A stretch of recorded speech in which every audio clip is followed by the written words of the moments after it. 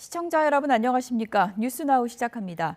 이스라엘이 이란과의 전쟁에서 압도적인 승리를 거뒀다며 이란은 이제 핵 능력을 상실했다고 주장했습니다. 그러면서 이란 전쟁이 예상보다 빨리 끝날 수 있다고 밝혔습니다. 워싱턴에서 신윤정 특파원입니다. 베냐민 네타냐후 이스라엘 총리가 개전 뒤 두 번째 기자회견에서 이란은 역대 어느 때보다 약해진 상황이라며 압도적 승리를 거뒀다고 밝혔습니다. 그러면서 이란은 이제 더 이상 우라늄을 농축할 수 없고 탄도미사일을 제조할 능력도 상실했다고 말했습니다. לאיראן אין היום אפשרות להעשיר אורניום ואין לה אפשרות לייצר טילים בליסטיים.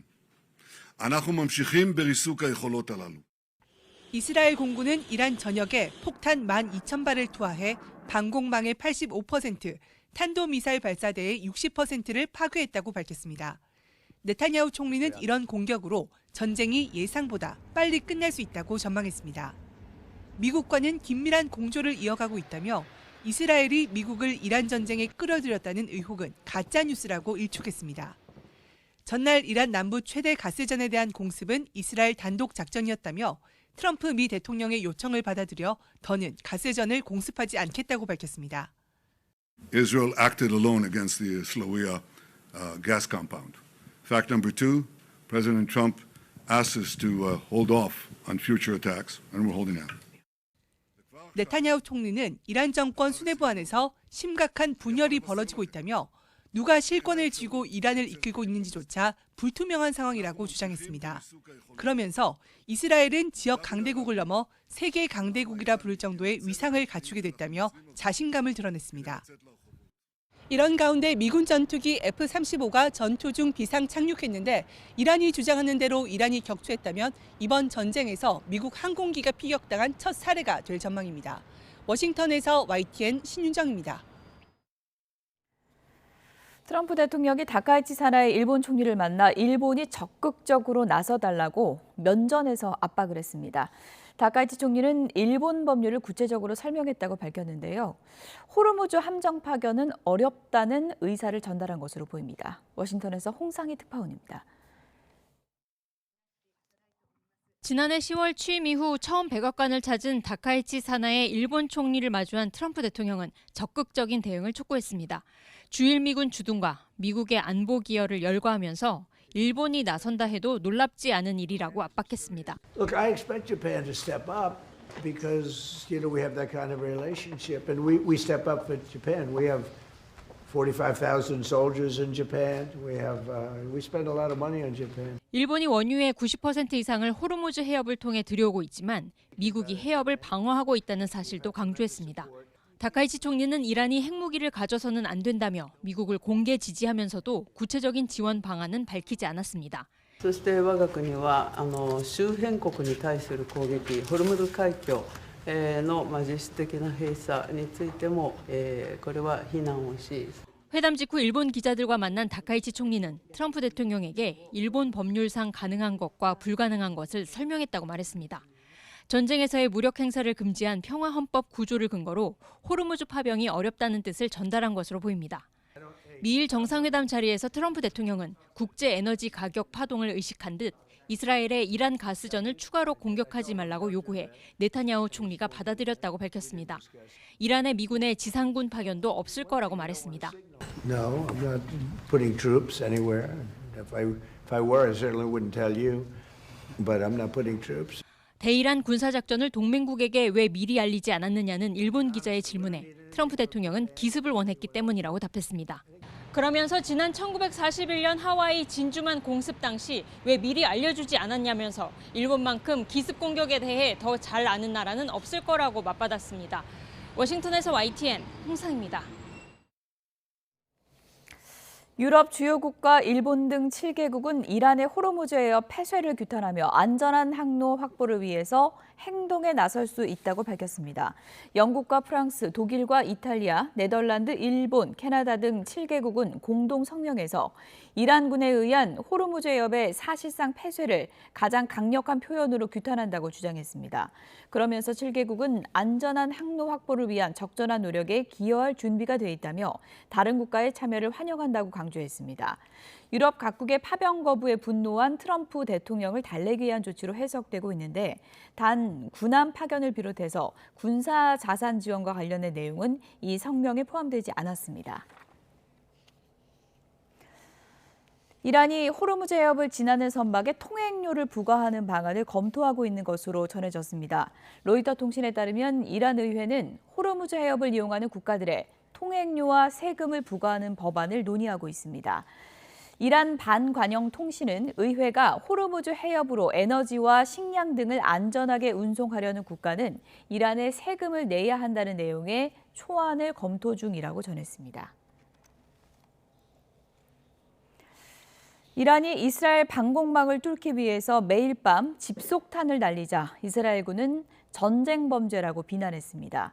집속탄을 요격하는 과정에서 팔레스타인 거주지인 서한 지구에서는 이번 전쟁의 첫 사망자가 나왔습니다. 요르단 암만에서 권준기 특파원입니다. 이스라엘 수도 텔아비브에 또다시 날아든 이란 미사일. 탄두 하나에서 수십 개 자탄이 살포되는 집속탄 공격이 이어졌습니다. 이스라엘군은 이번엔 요격에 성공했다고 밝혔지만 이란의 계속된 집속탄 발사는 전쟁 범죄라고 비난했습니다. הכוחות שלנו, אנחנו מיירטים את הטילים האלה. הטילים המתפצלים האלה הם פשע מלחמה. משטר הטרור הזה יורה אותו לעבר ריכוזי אוכלוסייה. 팔레스타인인들이 사는 서한 지구에서는 이번 전쟁 이후 첫 사망자가 나왔습니다.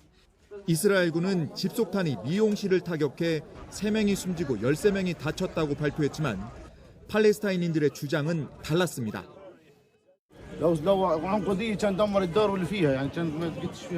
يعني ما في صاروخ كبير نزل على الارض هون بس هم جاي من السماء يعني قطعه صغيره شظايا نازله من السماء خزقت ما تعرف. 이스라엘 폭발물 처리반은 터지지 않고 지상에 낙하한 집속탄을 찾기 위해 수색 작전에 나섰습니다. 지상에 박힌 집속탄은 언제든 터질 수 있어 민간인 거주 지역을 지뢰밭으로 만들 위험이 있기 때문입니다. We've reached the site where the bomb squad is about to explode an unexploded ordnance. You can sort of see them in the distance there, but they told us to keep far back for our safety. 집속탄 피해를 막기 위해선 자탄이 분리되기 전에 요격해야 하는 데다 분사되기 시작하면 요격이 까다로워 이스라엘 방공망에 과부하를 일으키고 있습니다. 이스라엘과 국경을 맞댄 이곳 요르단에서도 하루에도 수차례씩 공습 사이렌이 울리는 가운데 걸프 국가들의 방공망이 언제까지 버틸 수 있을지가 이번 전쟁의 종료 시점을 가를 핵심 변수로 떠오르고 있습니다. 요르단 암만에서 YTN 권중기입니다. 미국이 유가를 잡기 위해 전쟁 상대국인 이란산 원유에 대해서도 제재를 해제할 수 있다고 밝혔습니다. 또 전략 비축유를 추가로 방출할 수 있다고 밝히면서 급등하던 국제 유가는 다소 진정세를 보였습니다. 박영진 기자입니다. 스콧 베선트 미 재무장관은 유조선에 실린 채 해상에 묶여있는 이란산 원유 1억 4천만 배럴에 대한 제재를 며칠 내로 해제할 수 있다고 밝혔습니다. 이는 최대 2주간 유가를 안정시킬 수 있는 물량이며 이란산 원유를 활용해 이란을 견제하는 조치라고 설명했습니다. 베선트 장관은 그동안 대부분 중국으로 향했던 이란산 원유가 제재가 풀리면 일본과 인도 등 우방국으로 향하게 될 것이라고 말했습니다. 미국은 핵무기 개발 등을 이유로 이란산 원유 수출을 막아왔습니다. 하지만 치솟는 국제 유가 압박 속에 러시아산에 이어 이란산 원유에 대해서도 제재 해제를 검토하고 있는 겁니다. There are hundreds of millions of sanctioned barrels of sanctioned crude on the water, and in essence, by unsanctioning them, Treasury can create supply. And we are looking at that. 베선트 장관은 유가 안정을 위해 할 수 있는 여러 수단이 있다며 전략 비축유를 추가로 방출할 수도 있다고 말했습니다. 트럼프 대통령도 전쟁은 곧 끝날 거라면서 유가 진정에 힘을 보탰습니다. I thought it would be worse. Much worse, actually. I thought there was a chance it could be much worse. It's not bad, and it's going to be over with pretty soon. 이 같은 언급에 장중 120달러에 육박했던 브렌트유는 상승폭을 다소 반납하며 100달러대에서 장을 마쳤고 미 서부 텍사스산 원유는 하락 반전하며 마감했습니다. 하지만 시장의 불안은 여전한 가운데 절박함 속에 고육책으로 쏟아내는 미 행정부의 조치가 역설적으로 전쟁 상대국인 이란의 원유 판매 수익을 극대화하고 있다는 지적도 나옵니다. YTN 박영진입니다. 이란의 공격으로 액화 천연가스 시설이 파괴된 카타르가 우리나라와 맺은 수출 장기 계약에 대해서 최장 5년 불가항력 선언을 할 수 있다고 밝혔습니다. 당장은 재고로 버틸 수 있겠지만 길어진다면 비싼 현물 LNG를 사와야 하기 때문에 국내 가스비 급등이 불가피할 것으로 보입니다. 염혜영 기자입니다. 카타르 국영 에너지 기업 카타르 에너지는 이란의 공격으로 액화 천연가스 수출 용량의 17%가 불탔다고 밝혔습니다. 생산량이 연간 1,280만 톤씩 줄게 되는 겁니다. 카타르 에너지는 시설을 복구하려면 3년에서 5년 정도 걸릴 거라고 내다봤습니다. 그나마도 이란의 추가 공격 위험과 군사적 충돌이 멈춰야 비로소 복구에 나설 수 있습니다. أمس أيضا أثر على ملايين الناس التي تقوم دولة قطر المنكوبين التي تقوم دولة قطر بمساعدتهم. 카타르 에너지 사드 알카비 최고 경영자는 한국 등의 나라와 맺은 LNG 장기 공급 계약에 대해 최장 5년 동안 불가항력을 선언할 수 있다고 밝혔습니다. 우리나라는 카타르에서 LNG를 가장 많이 수입하는 나라 중 하나인데 장기 계약한 물량은 연간 610만 톤입니다. 전체의 20% 정도를 카타르에 의존합니다. 비축 재고량이 있어 연말까진 버틸 수 있다지만 문제는 그 뒤입니다. 장기 계약 물량을 수입하지 못하면 부족분을 그보다 비싼 현물 시장에서 채워야 해 가스 요금이 치솟을 수밖에 없습니다. It's certainly not good seeing multi-billion-dollar production and refining and facilities and multi-billion and multi-year kind of repair types of situations in terms of the supply chain for oil. 더군다나 이번 공격으로 LNG뿐만 아니라 LPG 등의 부산물 수출도 연쇄적으로 줄 것으로 보여 글로벌 석유화학과 첨단 산업 전반에 걸쳐 수급 불안이 우려됩니다. 벌써 미국산 가스 확보전에 불이 붙었고 유럽과 아시아 국가들이 물량 확보에 공격적으로 나설 경우 LNG 조달 경쟁은 더욱 치열해질 거로 보입니다. YTN 염혜원입니다. 카타르 액화 천연가스 생산 차질로 미국산 가스로 대체 수요가 몰려가는 풍선 효과가 발생하고 있습니다. 블룸버그 통신은 업계의 소식통을 이용해서 LNG 수입을 원하는 기업들이 이미 미국 내 생산업체나 기존 계약을 통해 물량을 확보해둔 인수업체 측에 직접 접촉하고 있다고 전했습니다. 세계 최대 LNG 수출국인 미국은 이란 전쟁 발발 이후에도 비교적인 안정적인 가스 가격을 유지하고 있으며 추가 생산 시설 증설도 추진하고 있습니다. 미국 트럼프 대통령의 지상군을 파병하지 않겠다는 확전 자제 발언에 우리 증시가 하락 하루 만에 반등을 시도 중입니다. 1,500원을 넘어서 어제 주간 거래를 마쳤던 원달러 환율은 1,490원대로 소폭 내려왔습니다. 취재기자 전화로 연결해서 금융시장 상황 알아보겠습니다. 류한홍 기자, 우리 증시 상승세 유지하고 있습니까? 코스피와 코스닥이 하락 하루 만에 상승 출발해서 현재도 상승세를 이어가고 있습니다.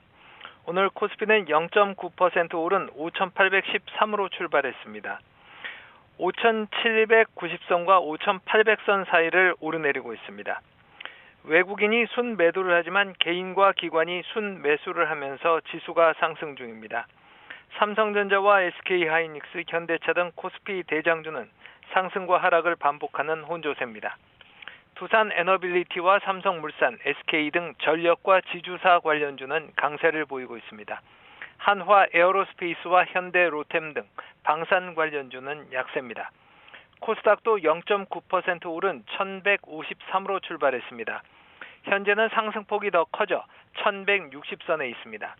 외국인과 기관이 순매수를 하고 있고 개인은 순매도를 하고 있습니다. 뉴욕 증시가 국제유가 상승에 하락 마감했지만 우리 증시는 상승 출발했는데 미일 정상회담에서 미국 트럼프 대통령이 지상군을 파병하지 않겠다며 확전 자제 의사를 밝힌 점이 영향을 미친 것으로 보입니다. 네, 류한홍 기자, 이 원달러 환율은 1,490원대로 내려갔는데 현재는 어떻습니까? 1,490원대 중반에 있습니다. 오늘 서울 외환시장에서 원달러 환율은 어제 주간거래 종가보다 9원 내린 1,492원으로 출발했습니다. 이후 1,487원까지 내렸다가 1,496원까지 오르는 등 1,480원대 후반과 1,490원대 중반에서 오르내리고 있습니다. 어제 야간 거래에선 1,504원까지 올랐다가 다시 1,484원까지 내렸습니다. 간밤에 국제유가가 진정세를 보이면서 1,500원을 넘었던 환율 안정 상승세도 잠시 주춤하는 것 같습니다. 국제유가 벤치마크인 브렌트유 가격은 배럴당 110달러 선에서 100달러 선으로 약간 내려왔습니다. 트럼프 미국 대통령이 원유와 천연가스 등 에너지 가격 관리를 위해 필요한 모든 일을 할 것이라고 강한 의지를 밝히면서 국제유가가 진정세를 보였습니다. 지금까지 YTN 유환홍입니다. 이란 사태가 길어지면서 고유가 흐름도 이어지고 있습니다. 특히 난방하는 데 기름을 많이 사용하는 시설하우스 농가들은 그야말로 직격탄을 맞고 있는데요. 현장에 나가 있는 취재기자 연결해 보겠습니다. 나연호 기자. 네, 전남 화순에 있는 시설하우스 농가에 나와 있습니다. 네, 기름값이 많이 오르면서 농가들도 피해를 보고 있다고요? 네, 그렇습니다. 지금 제가 나와 있는 곳은 방울토마토를 재배하는 농가입니다. 비닐하우스 내부이고 또 난방까지 하다 보니 두꺼운 외투를 입지 않아도 될 정도로 온화한 편입니다. 지금 제 옆을 보면 이렇게 토마토가 무럭무럭 잘 자라고 있는 모습을 볼 수 있습니다. 이 노랗게 핀 꽃도 볼 수 있고요. 그 아래로 방울토마토가 알알이 맺혀 있는 모습도 볼 수 있습니다. 그런데 풍요로워 보이는 것과는 달리 농민들의 속은 타들어가고 있습니다. 미국과 이란 전쟁 여파로 기름값이 치솟았기 때문인데요. 전쟁 전 리터당 1,100원대였던 면세 등유가 지금은 높게는 1,300원대까지 올랐습니다. 원래대로라면 시설하우스 내부 온도를 14도 이상으로 유지해야 하는데요. 기름값이 부담돼서 12도로 낮춰놓은 상태입니다. 방울토마토가 이 자라기 이상적인 기온에 맞추지 못하다 보니 수확량도 감소하고 있습니다. 이 농장에서 방울토마토 수확량이 최소 30% 줄어든 것으로 나타났습니다. 기온을 낮추면서 생육 속도가 늦춰진 건데요. 농민 목소리를 직접 들어보겠습니다. 기름값이 오르다 보니까 이제 저희가 평소에 잡던 온도를 이제 유지를 못하고 이제 2도 정도, 2도 가량 좀 더 다운시켜서 잡다 보니까 토마토 생육도 그러고 뿌리도 그러고 이제 토마토가 익어가는 속도, 그 수확량 이런 게 다 문제가 되다 보니까 그게 좀 많이 힘듭니다. 온도를 높이자니 기름값이 올라 부담이 크고 온도를 낮추자니 생산량이 줄어드는 상황인데요. 이렇게 수확량이 줄다 보니 작업자 3명이 이틀에 걸쳐서 하던 작업이 하루면 충분해졌습니다. 이뿐 아니라 시설 보수에 필요한 비닐 등 자재 가격도 오르면서 부담이 커지고 있습니다. 심지어 출하 시기가 몰리면서 방울토마토 가격도 그리 좋지 않아서 농민들은 그야말로 엎친 데 덮친 격입니다. 지금까지 전남 화순 시설하우스 농가에서 YTN 나연호입니다.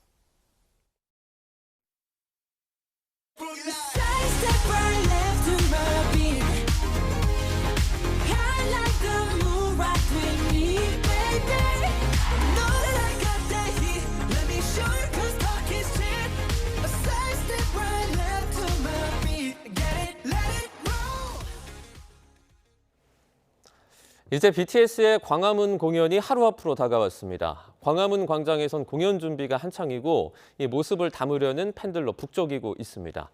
현장에 취재기자 연결합니다. 김승환 기자. 네, 서울 광화문 앞에 나와 있습니다. 네, 지금 현장의 분위기는 어떻습니까? 네, 저도 BTS의 상징색인 보라색 옷을 맞춰 입고 이곳 광화문 앞 월대에 나와 있습니다. 월대는 조선시대 임금과 백성의 상징적인 소통 공간으로 알려졌는데요. BTS 멤버들은 내일 경복궁에서 광화문을 거쳐 이곳 월대를 지난 뒤 저 뒤에 보이는 무대까지 이어지는 이른바 왕의 길을 재현할 예정입니다. 내일 저녁 8시에 1시간 남짓 진행될 이 BTS의 역사적인 공연에 시민들의 관심이 굉장히 커지고 있는데요. 소속사 측은 한국에서 시작해 글로벌 스타가 된 BTS의 정체성을 보여주는 곳이 한국의 상징 이곳 광화문이라고 판단해서 공연을 열게 됐다고 밝혔습니다.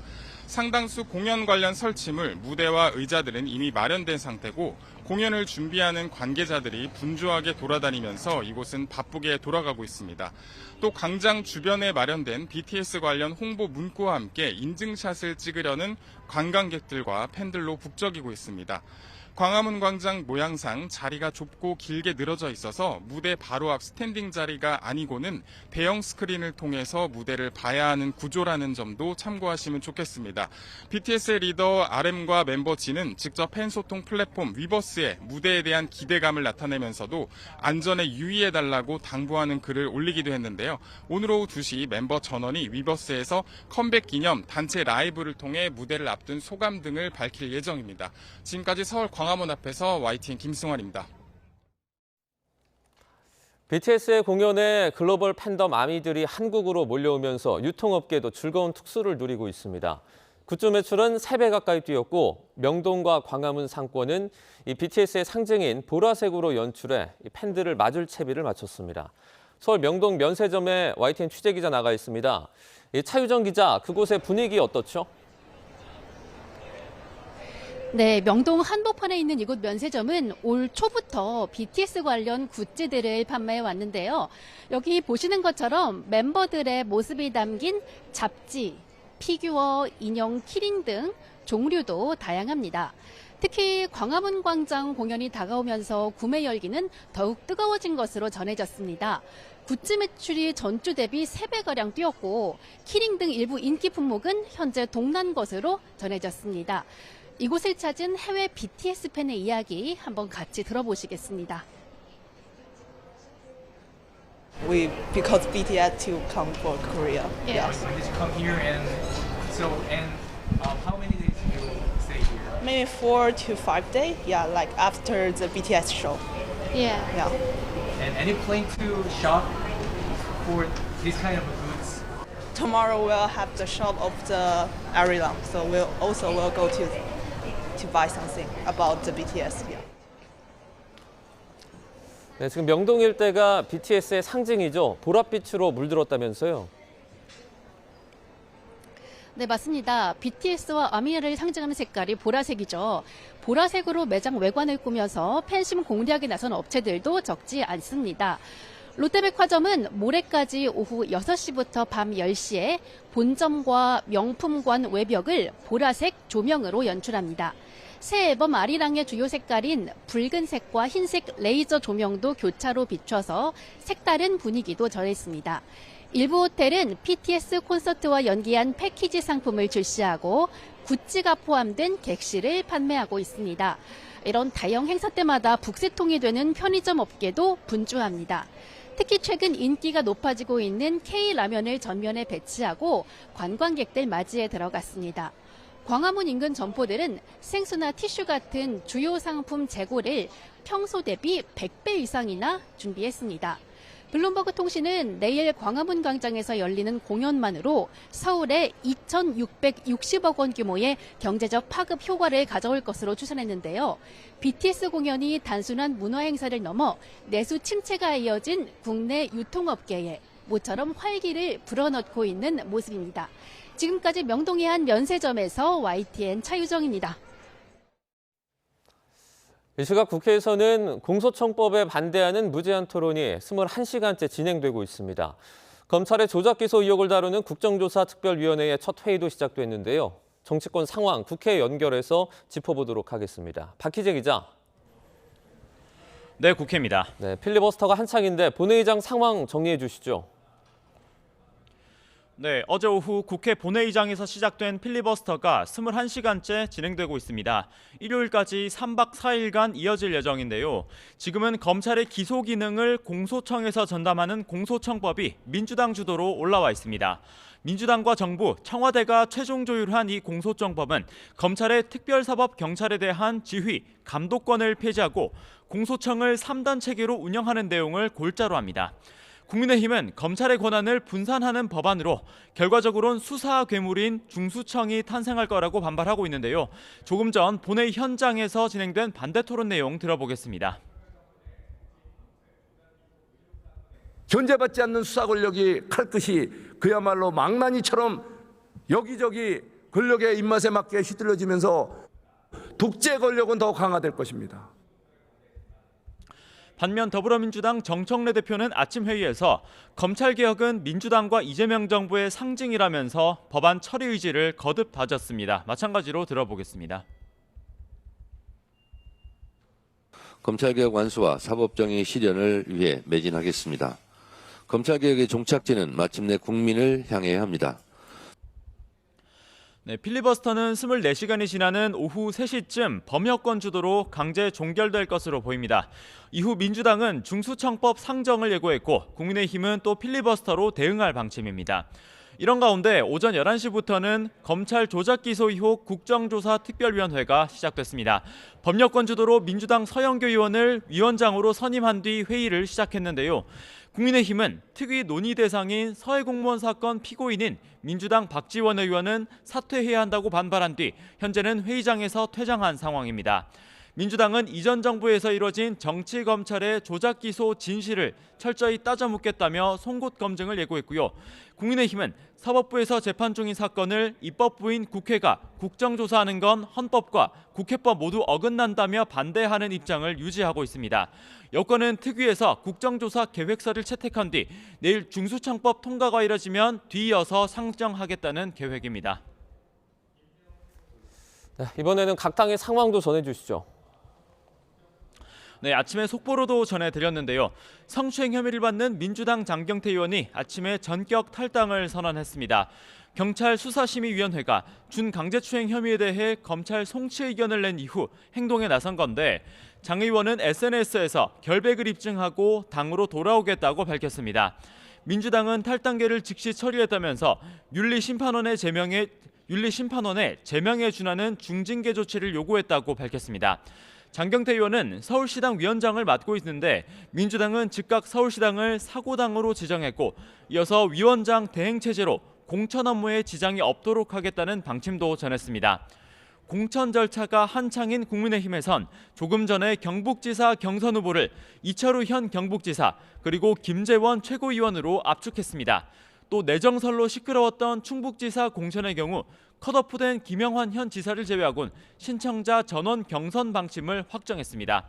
이에 앞서 장동혁 대표는 SNS에 공천 목표는 승리인 만큼 모두가 납득할 수 있는 공정한 경선이 이뤄지도록 필요한 역할을 다하겠다고 적었습니다. 지금까지 국회에서 YTN 박 기자입니다.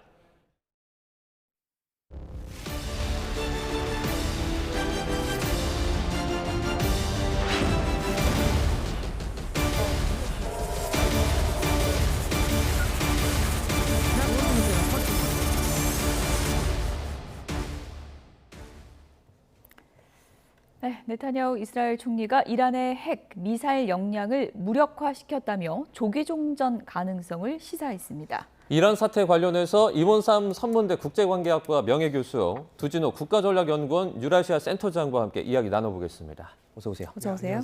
안녕하세요. 네. 이제 중동 전쟁이 마무리 수순으로 가는 걸까요? 관련 영상부터 보겠습니다.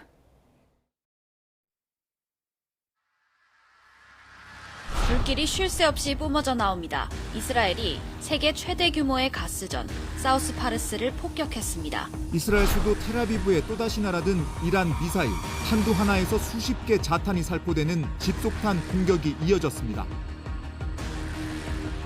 트럼프 미국 대통령은 이란 가스전에 대한 공격을 사전에 전혀 몰랐다고 밝혔습니다. Israel acted alone against the Syria gas company. Fact number two, President Trump asked us to hold off on future attacks in the Holy Land. לאיראן אין היום אפשרות להשאיר אורניום ואין לה אפשרות לייצר טילים בליסטיים. אנחנו ממשיכים בריסוק היכולות הללו. 네타냐후 총리는 이런 공격으로 전쟁이 예상보다 빨리 끝날 수 있다고 전망했습니다.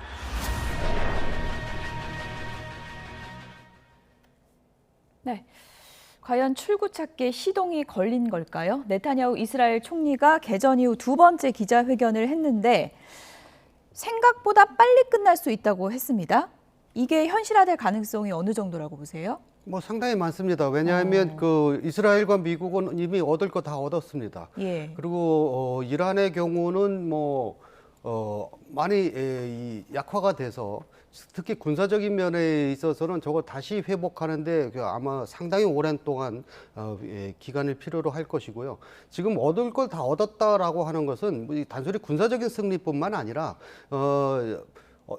그저께부터가 일어났던 그 가스전에 대한 그 공격으로 인해서 이란과 그 카타르 가스전이 지금 피해를 굉장히 심하게 받았거든요. 근데 그 카타르 가스전 같은 경우 복구하는데 한 3년에서 5년 걸린답니다. 그렇다면 거기서 수입을 하던 나라들은 다른 데서 대체해서 구해야 되거든요. 근데 이게 카타르 가스전에서 공급하는 게 전 세계 가스의 약 20%입니다. 특히 우리나라도 굉장히 많거든요. 그런데 이걸 당장 어디 가서 구해야 하는데 그걸 구할 때가 지금 현실적으로 미국밖에 없습니다.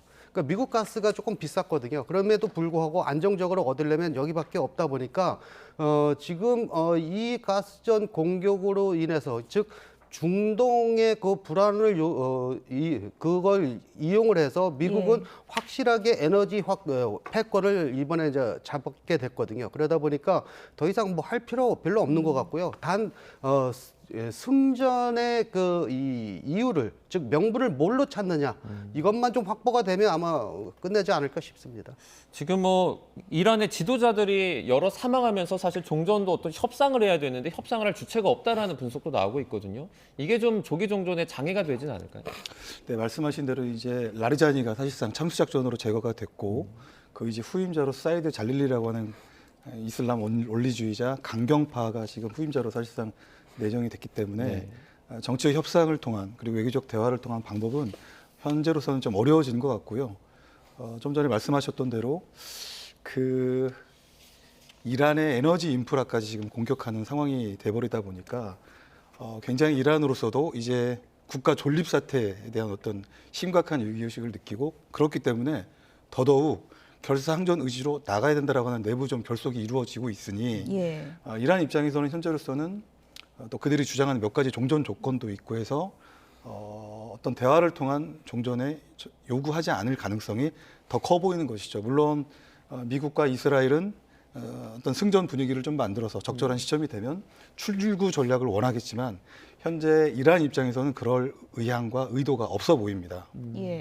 어쨌든 이번 전쟁 끝 이거 선언하려면 트럼프 대통령하고 네타냐후 총리가 동의를 같이 해야 되는데 이번에 조금 전에 언급해 주신 그 가스전 공격이요. 트럼프 미국 대통령은 나는 그거 반대했다라고 하고 있지 않습니까? 그럼 둘이 생각이 달랐던 거예요? 다른 것 같지는 않습니다. 그러니까 AP통신의 보도인데요. 알았는데 참여는 안 했다라고 했거든요.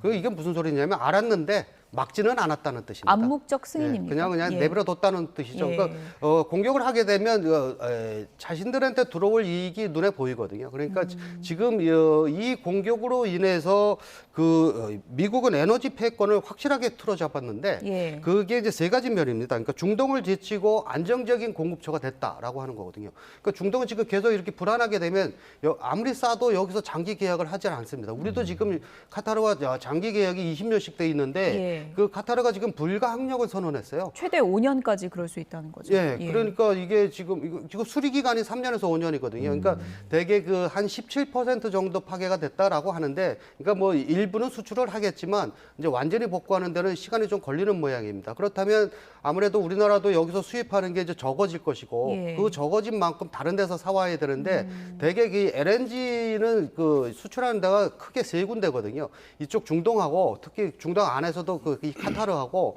그다음에 호주, 그다음에 일본입니다. 그러니까 현실적으로 빠르게 할 수 있는 이런 일본에서 해야 되고, 그다음에 이 미국은 이걸 통해서 유럽과 아시아를 이렇게 아우르는 이런 이 에너지 지배력을 확실하게 가졌거든요. 이건 동맹국뿐만 아니라 그 적대국도 모두 통제하는 게 가능합니다.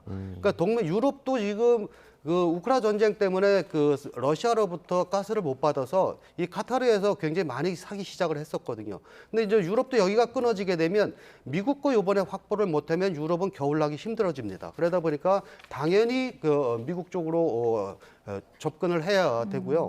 뭐 아시아 쪽은 뭐 말할 필요도 없고, 그다음에 이 적국들도 역시 마찬가지다. 미국 입장에서의 적국이 뭐 러시아와 중국 이런 데인데, 중국도 지금 여기에 대비해서 그러다 보니까 이 러시아와 지금 이 호르무즈를 안 고치고 내륙 쪽으로 빼는 것을 지금 러시아하고 지금 얘기를 하고 있거든요. 이미 2017년에 개통되는 게 하나 있고, 그다음에 이제 그 시베리아 것은 이제 장기 프로젝트긴 한데 그걸 좀 더 속도 내기 시작을 한다. 뭐 이런 식의 것들 하다 보니까 뭐 미국으로서는 하여튼 이런 걸 갖고 자신들의 정치력을 최대로 영향을 미칠 수 있는 것들이 있고요. 그다음에 에너지 가격의 결정권이 그동안 중동에서 주로 했거든요.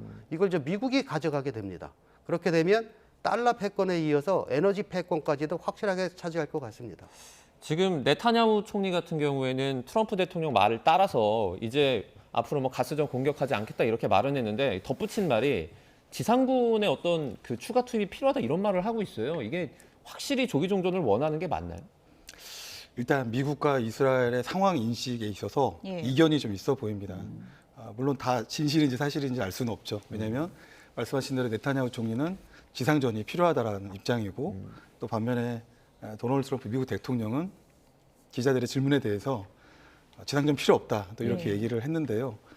사실은 이스라엘이 지상전이 필요하다라고 네타냐후 총리가 아마 이렇게 강조를 한 부분은 현재와 같은 해군 공군력만으로 전쟁 목표를 달성하는데 일부 한계가 있기 때문에 일부 지상군이 들어가서 이란의 핵 WMD, 그러니까 농축 우라늄을 확보한다든지, 그리고 그 농축 우라늄을 개발시키는 과학자들, 기술자들의 능력과 지식을 동결하는 이런 작업들이 있을 때라야지만이 확실히 이란으로부터 오는 근본적인 위협을 제거할 수 있는 겁니다.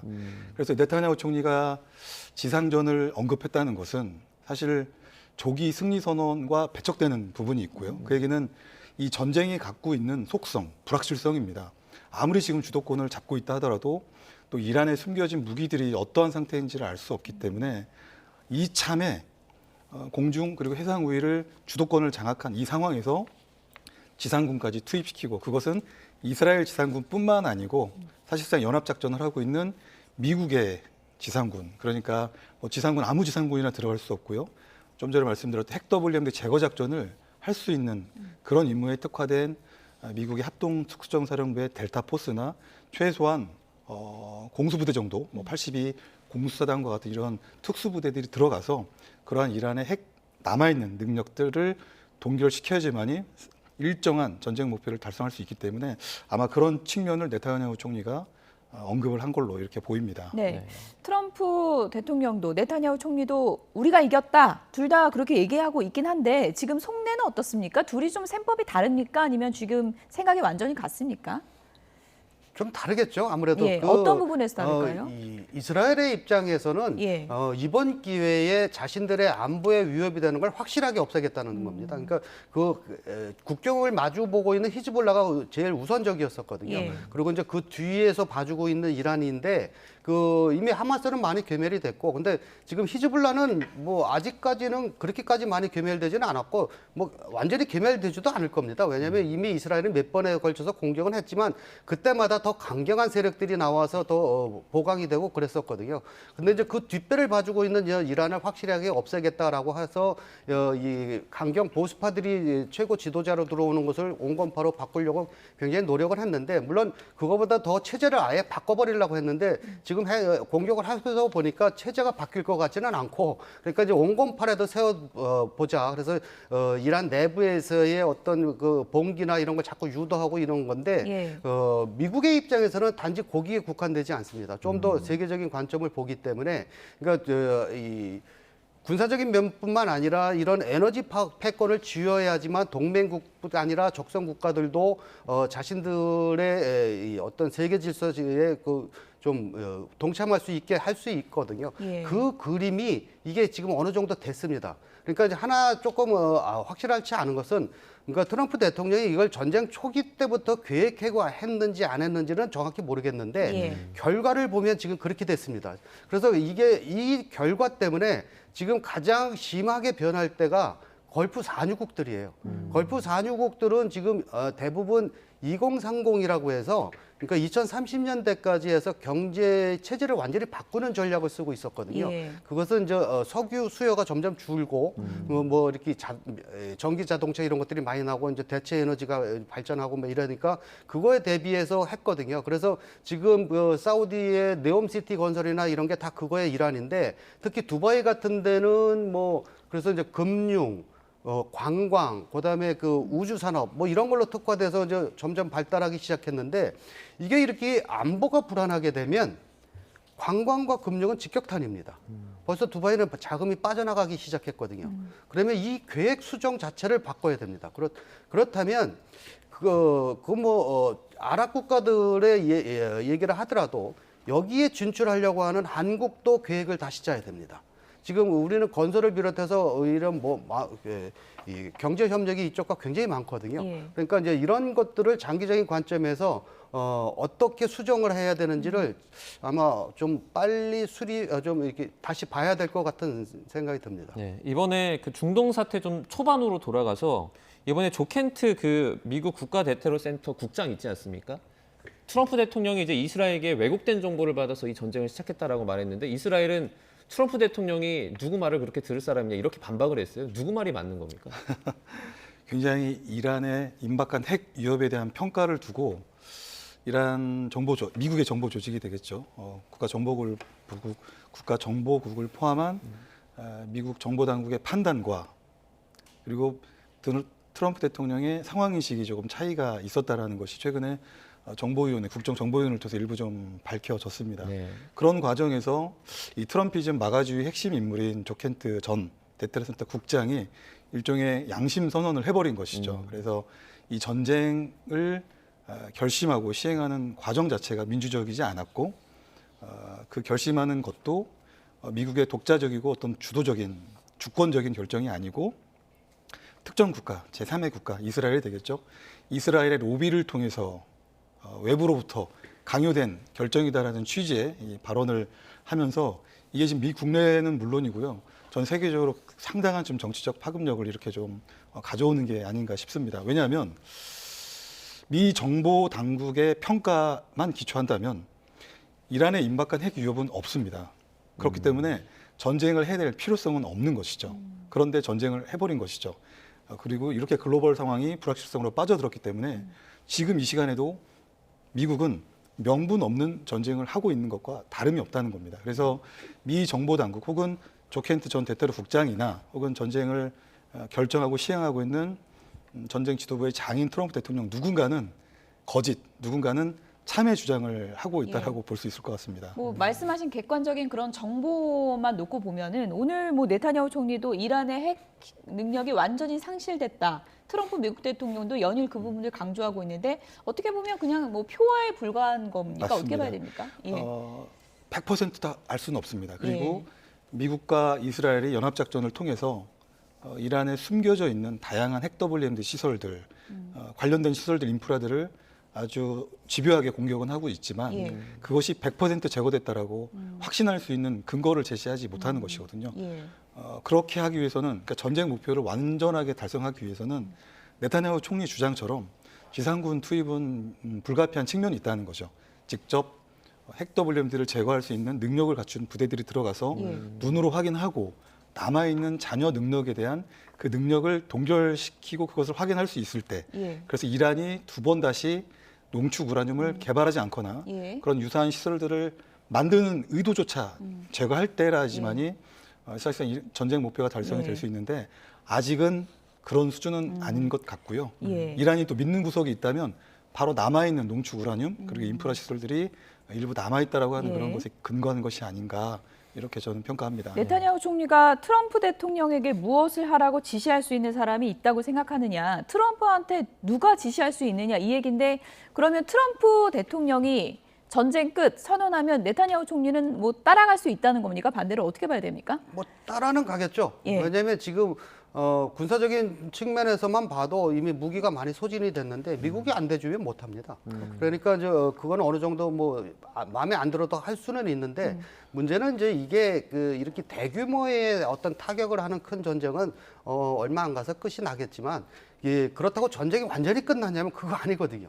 그냥 소규모 전투나 게릴라전은 향후 한 수십 년 또 이어질 겁니다. 그러니까 그때마다 누가 고통을 받느냐는 거죠. 뭐 거기 있는 민간인들은 말할 것도 없지만 그 주변의 아랍 국가 내지는 이제 유럽은 계속적으로 이 사회 불안이 이제 지속이 될 거거든요. 지금 유럽이 두려워하는 것도 예, 아랍 쪽도 마찬가지인데 이 이란 체제가 완전히 무너지는 것은 원하지 않습니다. 그러니까 이 전쟁이 안 일어났으면 좋았지만 일어난 바에는 그냥 이란의 군부가 현저하게 약화가 돼서 당분간 군사적인 도발을 못하게끔 하는 거 거기까지만 원합니다. 예. 그리고 체제가 전복이 되면 권력의 공백이 생기기 때문에 그러면 또 잘못하면 이게 내전으로 흘러가거든요. 이란은 지금 그 내부가 굉장히 분열이 돼 있어서 그럴 가능성이 굉장히 농후합니다. 예. 그렇게 되면 대량의 난민 사태가 일어나거든요.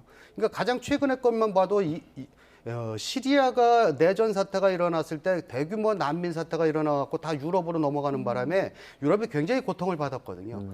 이란 똑같이 그렇게 될 겁니다. 근데 그 규모가 훨씬 큽니다.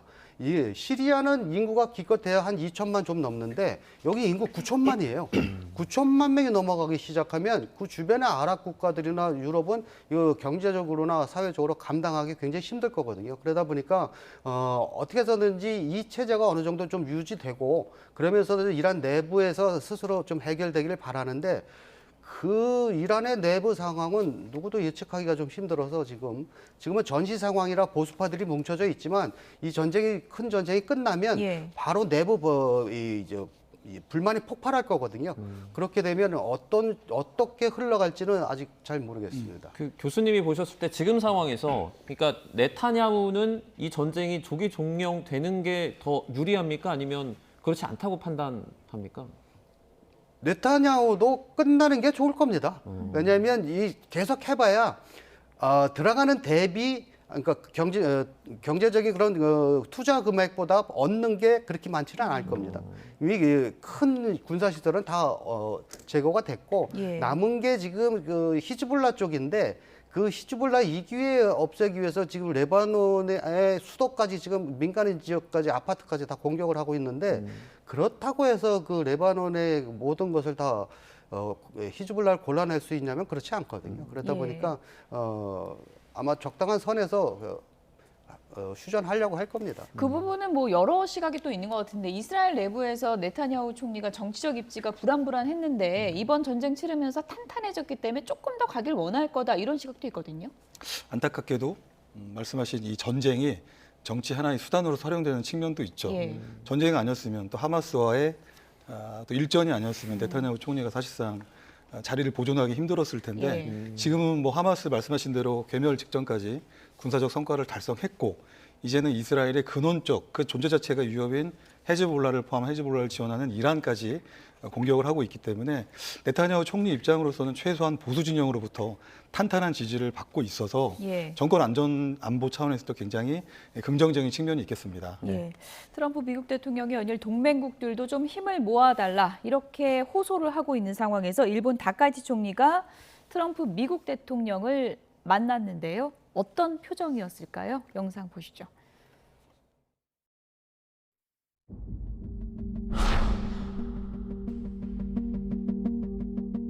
Look, I expect Japan to step up because, we have that kind of relationship. And we step up for Japan. We have 45,000 soldiers in Japan. We spend a lot of money on Japan. Who knows better about surprise than Japan? Okay? Why didn't you tell me about Pearl Harbor? Okay? Why didn't you tell me about Pearl Harbor? Okay? そして我が国は周辺国に対する攻撃、ホルムズ海峡の実質的な閉鎖についても、これは非難をし。 회담 직후 일본 기자들과 만난 다카이치 총리는 트럼프 대통령에게 일본 법률상 가능한 것과 불가능한 것을 설명했다고 말했습니다. 호르무즈 파병이 어렵다는 뜻을 전달한 것으로 보입니다.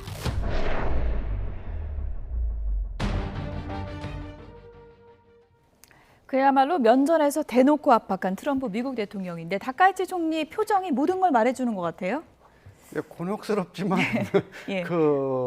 대답은 해야 되고 그러니까 일본의 입장에서는 그냥 거액을 투자함으로 해서 트럼프의 환심을 사겠다라고 하는 거고, 트럼프는 또 이걸 통해서 동맹국들이 우리를 지지했다라고 하는 명분으로 지금 가는 거거든요. 어차피 트럼프도 뭐 군대를 보낼 거라고 기대하지는 않았을 겁니다. 그러니까 이미 총리가 가기 전에 계속 국내법상 뭐 군인이 안 된다 뭐 이런 것들은 계속 흘리고 좀 있었고, 그러다 보니까 경제적인 선물을 준 건데 이 경제적인 선물이 굉장히 큽니다. 그러니까 108조 원을 투자를 하겠다라고 했고, 그런데 이제 주로 에너지 분야가 많습니다. 여기 일본도 지금 뭐 아무데나 투자하는 것은 아니고 지금 에너지 판도가 변하고 있다는 것을 굉장히 빠르게 지금 이 대처를 하고 있는 그런 상황들인데, 그러니까 소형 모듈 원자력이라든지 아니면 그 천연가스 발전소를 증축한다든지 그다음에 심해 원유를 뽑아내는 문제가 있는데 그런 거에 투자를 하겠다라고 하는데, 이거 다 에너지와 관계된 것들이거든요. 그러면 이제 트럼프는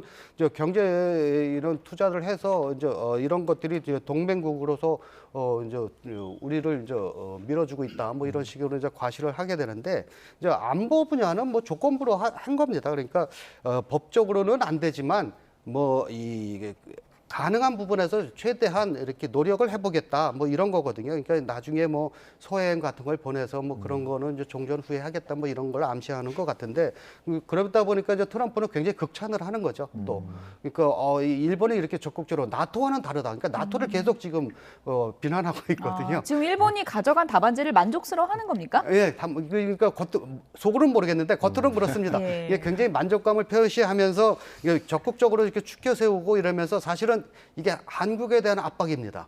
한국도 알아서 해라. 이 정도 투자하거나 뭘 안 하면 뭐 좀 그런 나토처럼 이렇게 될 수도 있다. 뭐 이런 건데, 지금 나토가 곤란해진 것은 가스전을 공격하기 전까지만 해도 그냥 명분도 없는 전쟁, 이건 우리 전쟁 아니다라고 했는데 이 가스전 공격하고 나서부터 상황의 판도가 바뀐 겁니다. 당장 구해야 되는데 구할 데가 미국밖에 없으니 이걸 이제 미국과 어떤 식으로 또 접근을 해야 되는지 이제 그런 난제가 남아 있는 상황입니다. 일본은 직접적인 파병에 관해서는 말씀해 주신 것처럼 선을 좀 그은 모습인데, 그러면 이 결과가 우리나라 입장에서는 조금 나중에 우리도 어쨌든 그런 제안을 받을 수 있잖아요. 좀 협상을 하기 수월해졌다라고 판단할 수 있나요? 일단 정부 입장에서 보면 한숨을 돌리는 그런 역량은 있을 것 같습니다. 파병 부분에서는. 네, 만약에 일본이 평화헌법의 제한사항이 있지만 또 여타 하위 법령들이 있잖아요. 평화 안전과 관련된 법제 정비법들, 자위대법이라든지 뭐 중요 영양사태 안전확보법과 같은 이런 법을 통해서 예외적인 상황, 그리고 일본도 호르무즈 해협을 통해서 상당량의 절대적인 다수의 지금 에너지를 공급을 받고 있는 상황에서 이 생명선이 끊기면 일본의 국가 존립 위기 사태를 초래할 수 있으니 그런 명분을 들어서 트럼프 대통령이 주장하는 이제 호르무즈 해협에서의 다국적 연합 해상 작전에도 참여할 수 있다라고 하는 이런 여지들을 저는 어느 정도 열어놓았다고 생각하고요. 다만 이것에 대해서 화끈하게 트럼프 대통령에게 답을 주지는 않았기 때문에 우리 정부 입장에서 일단 한숨은 돌리지만 이 교수님 지적하신 대로 일단 파병 대신에 많은 경제적인 투자를 통해서 어떤 환심을 사고 시간을 벌고 있는 과정은 여전히 트럼프 대통령 그리고 미국으로부터 일본은 그리고 앞으로 한국은 이 호르무즈 파병에 대한 압박을 예고하기 때문에 아직 이 게임은 끝나지 않은 것이고요. 계속적으로 무한적으로 동맹 국가들이 압박을 받을 수밖에 없는 그런 상황이 아닌가 싶습니다. 미일 정상 간 대화 나누는 장면을 계속 보여주시면 좀 좋을 것 같은데요. 트럼프 미국 대통령과 다카이치 일본 총리, 지금 뭐 미일 정상회담 후에 기자회견도 있었고요. 두 정상이 거리가 상당히 가깝게 앉아 있어요. 면전 압박의 강도가 상당히 좀 높았을 것 같은데 진주만 얘기를 갑자기 꺼내 들었어요. 트럼프 대통령이. 아마 일본 총리 입장에서는 굉장히 황당했을 겁니다. 전 듣는 일반인들도 황당하던데 그 진주만 공격은 적국이에요.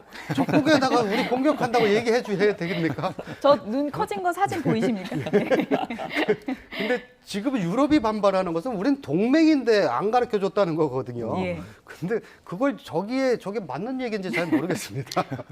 좀 준비된 얘기일까요? 아니면 저게 즉흥적으로 나온 걸까요? 어떻게 보세요? 즉흥적인 것도 있고 좀 감정도 저는 섞였다고 생각을 해요. 왜냐하면 이 교수님 지적하신 대로 전 적국 상황이었잖아요. 예. 일본은 당시에 이제 독일, 이탈리아와 함께 삼각 동맹을 체결을 했고 진주만을 핀포인트로 일본이 공격함으로써 사실상 이제 미국이 대독 선전포고를 함으로써 2차 세계대전에 뛰어드는 그런 계기가 된 건데 중요한 건 진주만 때 미군의 수많은 희생이 있었습니다. 뭐 군함들 뭐 20여 척이 이렇게 파괴가 됐고 해상에서 병력들 3,000명 이상이 이렇게 사실상 수장이 됐기 때문에 미국으로서는 가슴 아픈 역사죠.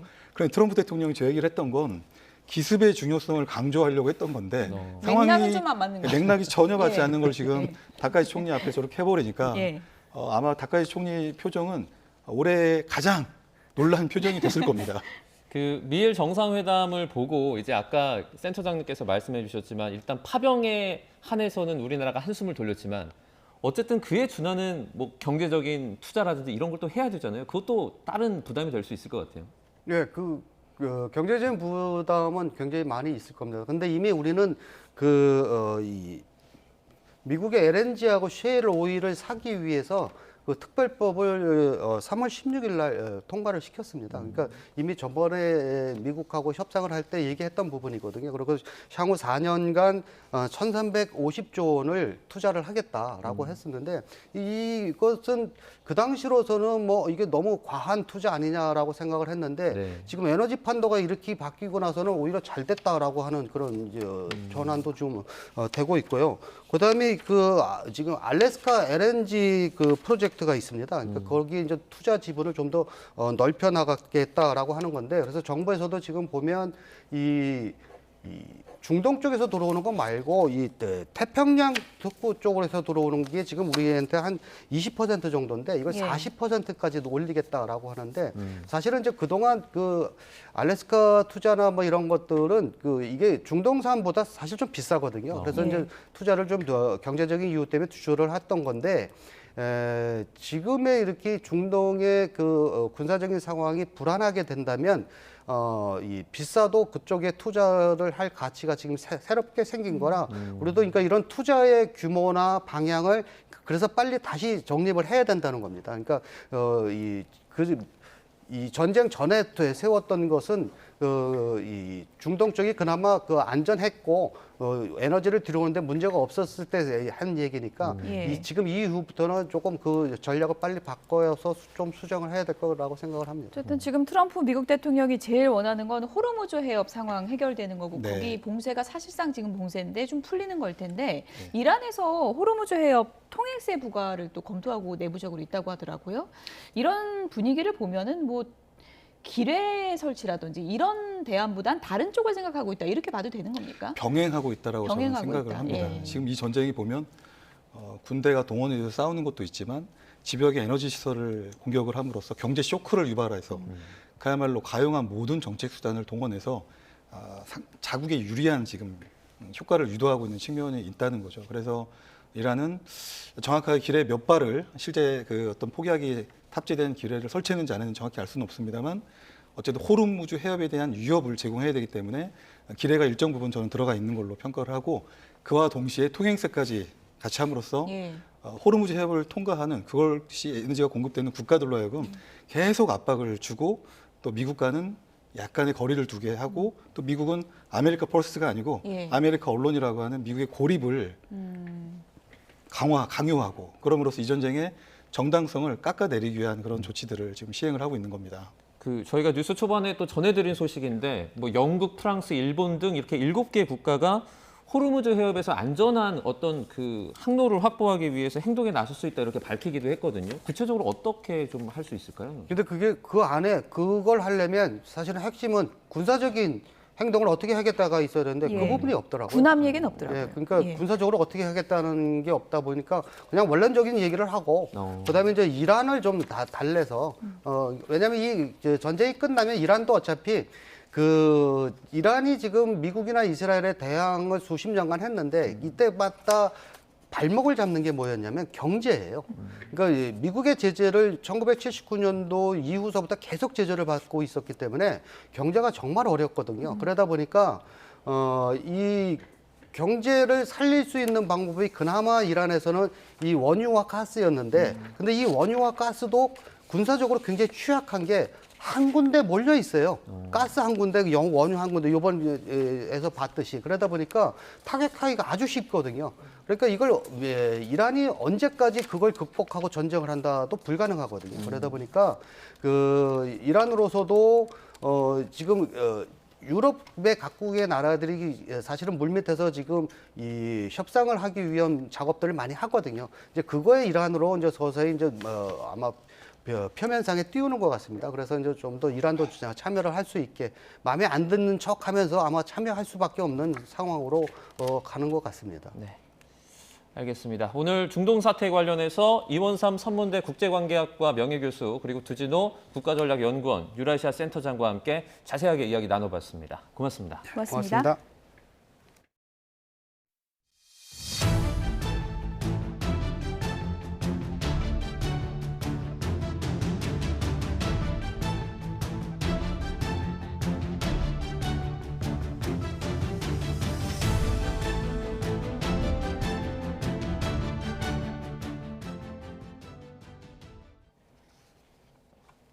네, 조금 전에 들어온 정치권 속보 한 가지 전해드리겠습니다. 김종혁 전 최고위원, 이른바 친한계로 분류가 되고 있죠. 김종혁 전 최고위원의 징계 효력 정지에 대해서 법원이 가처분을 인용했다는 속보가 들어왔습니다. 징계 효력 정지 가처분 신청 사건과 관련해서 법원이 인용을 결정한 것입니다. 네, 이제 앞서 국민의힘 배현진 의원에 이어서 김종혁 전 최고위원도 이제 징계 효력이 정지가 됐는데요. 앞서 이제 페이스북, SNS를 통해서 김 전 최고위원이 법원 가처분 승소를 밝혔고요.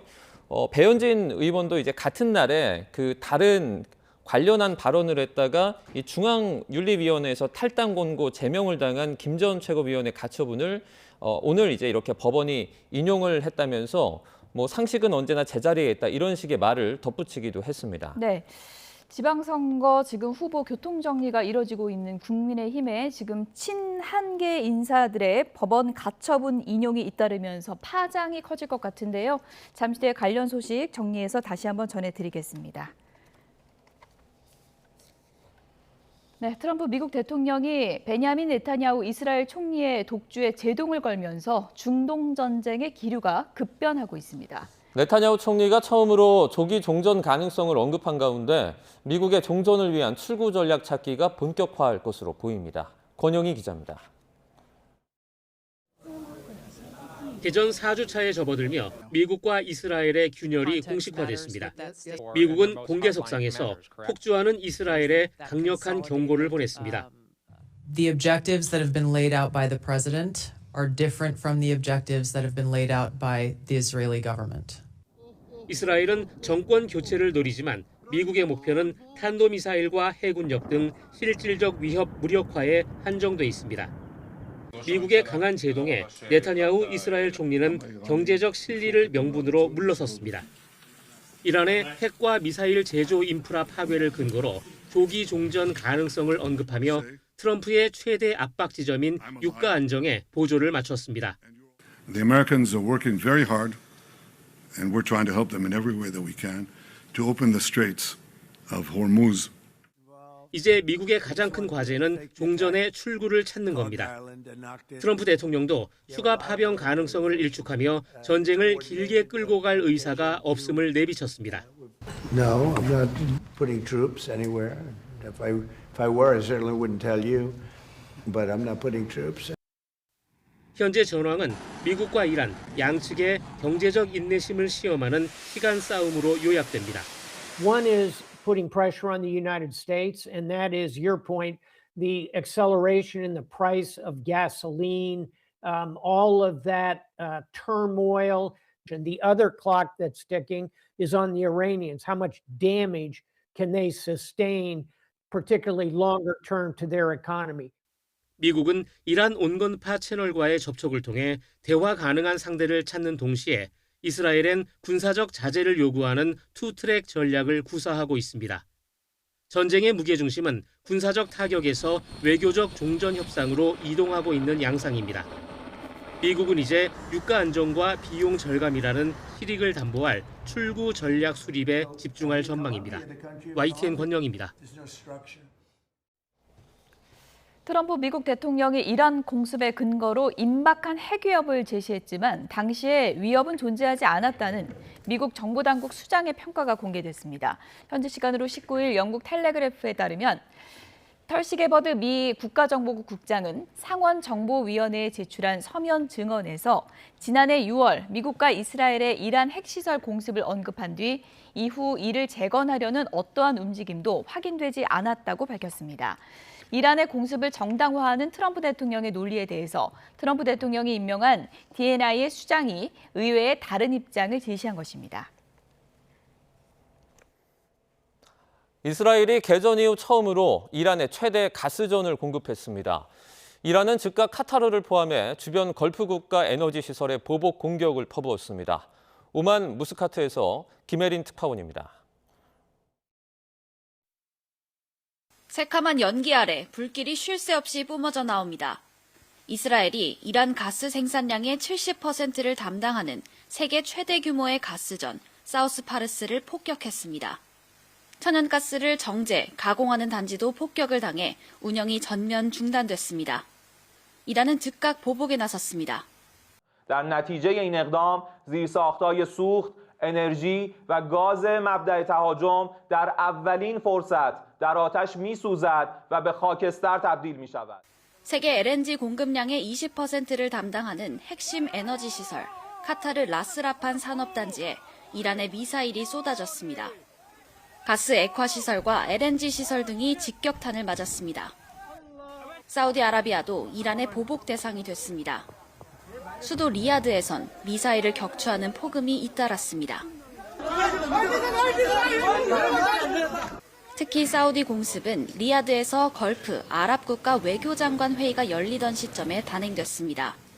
사우디 측은 이란이 외교적 압박을 위해 의도적인 도발을 감행했다며 이번 공습이 레드라인을 넘었다고 맹비난했습니다.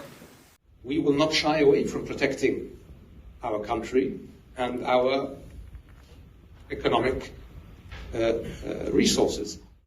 이란은 호르무즈 해협을 틀어쥐고 에너지 통제권으로 미국을 압박하고 있습니다. 이스라엘과 미국, 이란이 호르무즈 대치를 넘어서 걸프 지역 에너지 인프라 파괴라는 레드라인을 넘나들고 있습니다.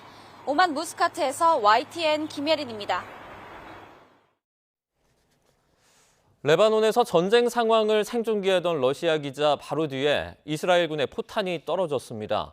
러시아 국영방송 RT 사나의 뉴스통신사 럽틀리가 공개한 영상을 보면 언론인 표식인 프레스 글자가 적힌 방탄조끼를 입고 생중계를 하던 기자가 무언가를 발견하고 황급히 엎드려 피하는 장면이 보시는 것처럼 담겼습니다. 기자가 엎드린 직후에 바로 뒤에서 큰 폭발음과 함께 검은 연기가 피어오르고 잔해물이 날아드는 모습도 찍혔습니다. 럽틀리는 텔레그램을 통해 기자와 카메라맨이 레바논 남부에서 보도하던 중에 이스라엘의 공격으로 다쳤다면서 2명 다 의식이 있고 현재는 병원 치료를 받고 있다고 밝혔습니다. 이스라엘의 참수작전으로 사망한 이란의 안보수장 라리자니의 장례식이 수천 인파 속에 치러졌습니다. 이란 정보장관까지 추가로 암살하면서 최고위급 인사 대부분이 제거된 상황인데 이스라엘이 바라는 체제 전복도 오히려 더 멀어졌다는 분석이 나옵니다. 신호 기자입니다. 테헤란 혁명광장에 조문 인파 수천 명이 모였습니다. 사망한 안보수장 라리자니와 민병대 사령관 솔레이마니의 관을 문지르고 손바닥으로 가슴을 치면서 슬픔을 표현합니다. 운구차를 따르는 장례 행렬이 거리를 가득 메웠습니다. تا لحظه‌ای که خون انتقام خون عزیزامون رو بگیریم جنگ ادامه آتش بس معنی نداره دوباره برن تشخیص بشن باز برگردن نه This is to Trump. We're not scared. You can't scare us. We are Iranians. We're not scared of your bombs. 이스라엘은 라리자니의 사망을 이란 체제 전복에 한 걸음 다가간 것으로 포장했습니다. 올 초 전국적인 반정부 시위 상황 속에서 라리자니가 시위를 진압하고 내부 결속을 다지는 핵심적인 위치에 있었기 때문입니다. אנחנו מערערים את המשטר הזה בתקווה לתת לעם האיראני הזדמנות לסלק אותו. זה לא יקרה בפעם אחת, זה לא יקרה בקלות. 하지만 미국과 이스라엘의 공격으로 1,400여 명이 사망하고 2만 명 가까이 다친 전쟁 상황에서 라리자니가 사망했다고 반정부 시위가 재확산하기는 어렵습니다. 외교적 해결을 통한 휴전을 막기 위해서 이스라엘이 라리자니를 제거했다는 분석도 있습니다. By taking out Ali Larijani, I think Israel is on the one hand most certainly trying to spoil I think any chances for a ceasefire. I think as far as Israel is concerned, there are far-reaching objectives that have yet to be accomplished in Iran. 라리자니 이후 이스마일 하티브 정보장관까지 암살되면서 이스라엘의 공격에 살아남은 이란의 최고위급 인사는 페제시키안 대통령과 은둔 중인 최고 지도자 모즈타바 하메네이 정도입니다. 두 사람 모두 가혹한 복수와 피 한 방울마다 따르는 대가를 언급하며 미국과 이스라엘에 대한 보복을 예고했습니다. 이스라엘의 이란 지휘부 참수작전이 성공을 거두고 있지만 체제 전복이라는 전략적 목표에서는 점점 멀어지고 있습니다. YTN 신호입니다. 사우디아라비아 석유당국 관계자들이 올해 4월 말까지 이란 전쟁에 따른 에너지 공급 지장이 계속된다면 유가가 배럴당 180달러 선을 돌파할 가능성을 전망했다고 미국 월스트리트 저널이 보도했습니다. 지난달 28일 이스라엘과 미국의 이란 공격으로 전쟁이 시작된 후에 호르무즈 해협 봉쇄, 페르시아만 석유 가스 시설 피격 등으로 유가는 약 50% 상승했습니다. 이 4월 둘째 주까지 공급 차질이 해소되지 않고 호르무즈 해협 봉쇄 상태가 계속된다면 이 가격이 150달러로 오를 수 있고 그 후에는 165달러, 180달러로 주마다 뛸 수 있다는 것이 이 사우디 관계자들의 전망입니다. 국제에너지기구 회원국들이 최근 사상 최대 규모의 전략 비축유 방출에 합의한 가운데 방출 규모 기준으로는 미국, 일본, 캐나다, 한국 순으로 많은 것으로 나타났습니다. IEA는 현지 시간 19일 성명을 통해서 30개 회원국이 약속한 총 4억 2,600만 배럴의 비축유 방출 계획을 확인했다면서 국가별 세부 내용을 공개했습니다. 방출 규모를 보면 미국이 1억 7,200만 배럴에 이어서 일본 7,980만 배럴, 캐나다 2,360만 배럴, 한국 2,250만 배럴 등의 순으로 많았습니다. IEA는 비축유에서 나온 초기 물량이 이미 시장에 공급되기 시작했다고 말했습니다. 미국과 캐나다, 유럽, 영국이 잇따라 기준금리를 동결하면서 이란 전쟁에 따른 유가 인상과 이에 따른 인플레이션에 대비하고 있습니다. 미국 연방준비제도는 물론 다른 주요 국가 중앙은행들도 물가 관리를 위해 금리 인상 검토에 들어갔습니다. 뉴욕에서 이승윤 특파원입니다.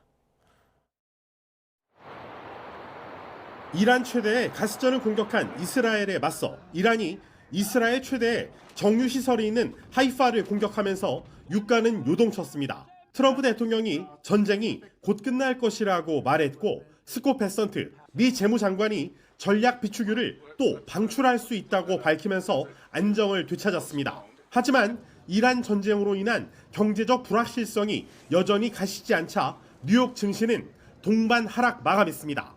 제롬 파월 연방준비제도 의장은 이란 전쟁의 여파가 어느 정도일지 알 수 없다면서 통화정책회의에서 기준금리 인상도 논의됐다고 밝혔습니다. The policy that the possibility rather that our next move might be an increase did come up at the meeting, as it did at the last meeting.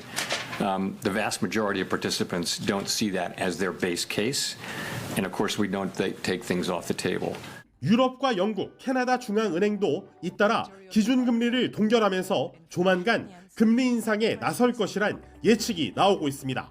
The war in the Middle East has made the outlook significantly more uncertain, creating upside risks for inflation and downside risk for economic growth. 금리 인상 기대감으로 유로와 파운드 가치가 올라 달러에 약세 압력을 가하면서 원달러 환율은 1,495원에 뉴욕장에서 거래를 마쳤습니다. 경제 전문가들은 유가가 주가는 물론 연준 정책까지 좌지우지하는 상황에서 지상군 파병이나 외교적 해법 없이는 경제적 불확실성이 당분간 계속될 것으로 보고 있습니다. 뉴욕에서 YTN 이승윤입니다. 카타르 국영 에너지 기업 카타르 에너지 QE가 주요 액화 천연가스 LNG 시설 피격으로 한국 등과 맺은 장기 공급 계약에 대해서 수년간 불가항력 선언을 할 수 있다고 밝혔습니다. 카타르 에너지의 사드 알카비 최고 경영자는 현재 시간 19일 로이터 통신과의 인터뷰에서 한국과 중국, 이탈리아, 벨기에로 향하는 LNG 장기 공급 계약에 대해서 최장 5년간의 불가항력을 선언해야 할 수도 있다고 말했습니다. 한국은 카타르에서 LNG를 가장 많이 수입하는 나라 중에 하나로 연간 900만에서 1000만 톤의 LNG를 들여오고 이는 한국 LNG 수입량의 25에서 30%를 차지합니다. 청와대는 중동 정세 불안으로 석유화학산업 핵심 원료인 나프타 수급에 차질이 빚어지는 걸 두고 산업 공급망 안정을 위해 필요한 추가 조치를 검토 중이라고 밝혔습니다. 청와대 관계자는 오늘 정부가 이미 밝힌 대로 해외 수출을 최소화하기 위한 유출을 최소화하기 위한 나프타 수출 관리 조치를 시행할 예정이라며 이같이 말했습니다. 또 카타르가 한국 등의 액화 천연가스, LNG 공급 불가항력을 선언할 수 있다고 밝힌 데 대해서는 가스 수급에는 문제가 없다고 강조했습니다. 카타르산 수입 비중이 올해 14% 수준으로 높지 않고 대체 수입처도 있다는 의미입니다. 이란의 봉쇄 직전 호르무즈 해협을 빠져나온 말레이시아 국적 토제형 유조선 이글 벨로호가 오늘 오후 5시쯤 충남 서산 대산항에 도착합니다. 지난달 26일 이라크에서 출항해 우리나라로 향하던 이글 벨로호는 이란의 봉쇄 선포 직후에 마지막으로 해협을 통과한 것으로 알려졌습니다.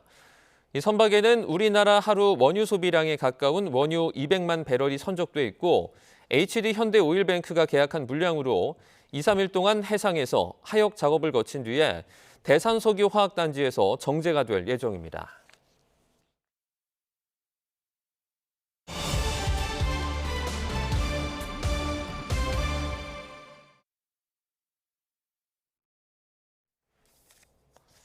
법정에서 소란을 일으킨 혐의를 받는 김용현 전 국방부 장관의 변호인 권우현 변호사에 대한 구속 전 피의자 신문이 열렸습니다. 대법원은 권 변호사를 고발하며 선처는 없어야 한다고 강조를 했는데 이 결과는 이르면 오늘 저녁에 나올 전망입니다. 신규혜 기자입니다. 김용현 전 국방부 장관의 변호인 권우현 변호사가 구속 갈림길에 섰습니다. 혐의는 법정 소동입니다. 앞서 권 변호사는 이하상 변호사와 함께 법원 행정처로부터 고발당했습니다. 지난해 11월 한덕수 전 총리 재판에서 벌어진 일이 문제가 됐습니다.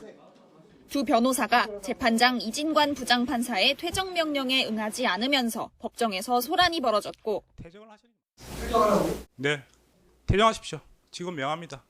지금 하시면 감시합니다. 이후 감치 재판을 받는 과정에서도 언성을 높이며 이 부장판사에게 반발한 겁니다. 재판부를 향해서 해보자는 거냐, 공수처에서 봅시다. 법원 행정처는 이 같은 행동은 표현의 자유의 한계를 넘은 것이라며 선처 없는 엄정한 제재가 필요하다고 강조했습니다. 앞서 감치가 이미 집행된 이하상 변호사는 이번 영장 청구에서 제외됐습니다. 권 변호사에 대한 구속영장 발부 여부는 이르면 오늘 저녁 나올 전망입니다. YTN 신기혜입니다. 네, 각이 살아있는 정치평론 시사정각 시작하겠습니다. 오늘 모신 분들 소개부터 해드리겠습니다. 오늘 시사정각, 김현정 더불어민주당 의원 그리고 이용호 전 국민의힘 의원 두 분을 모셨습니다. 어서 오세요. 미일 정상회담 얘기부터 좀 해봐야 될 것 같습니다. 우리 시간으로 이제 오늘 새벽에 미일 정상회담이 열렸고 일본이 어떤 답안지를 내놓느냐에 따라서 우리도 또 이제 굉장히 좀 주시할 수밖에 없는 결과이기 때문에 기추가 주목됐었는데 파병에 대해서는 선을 좀 그었습니다. 어떻게 보셨습니까?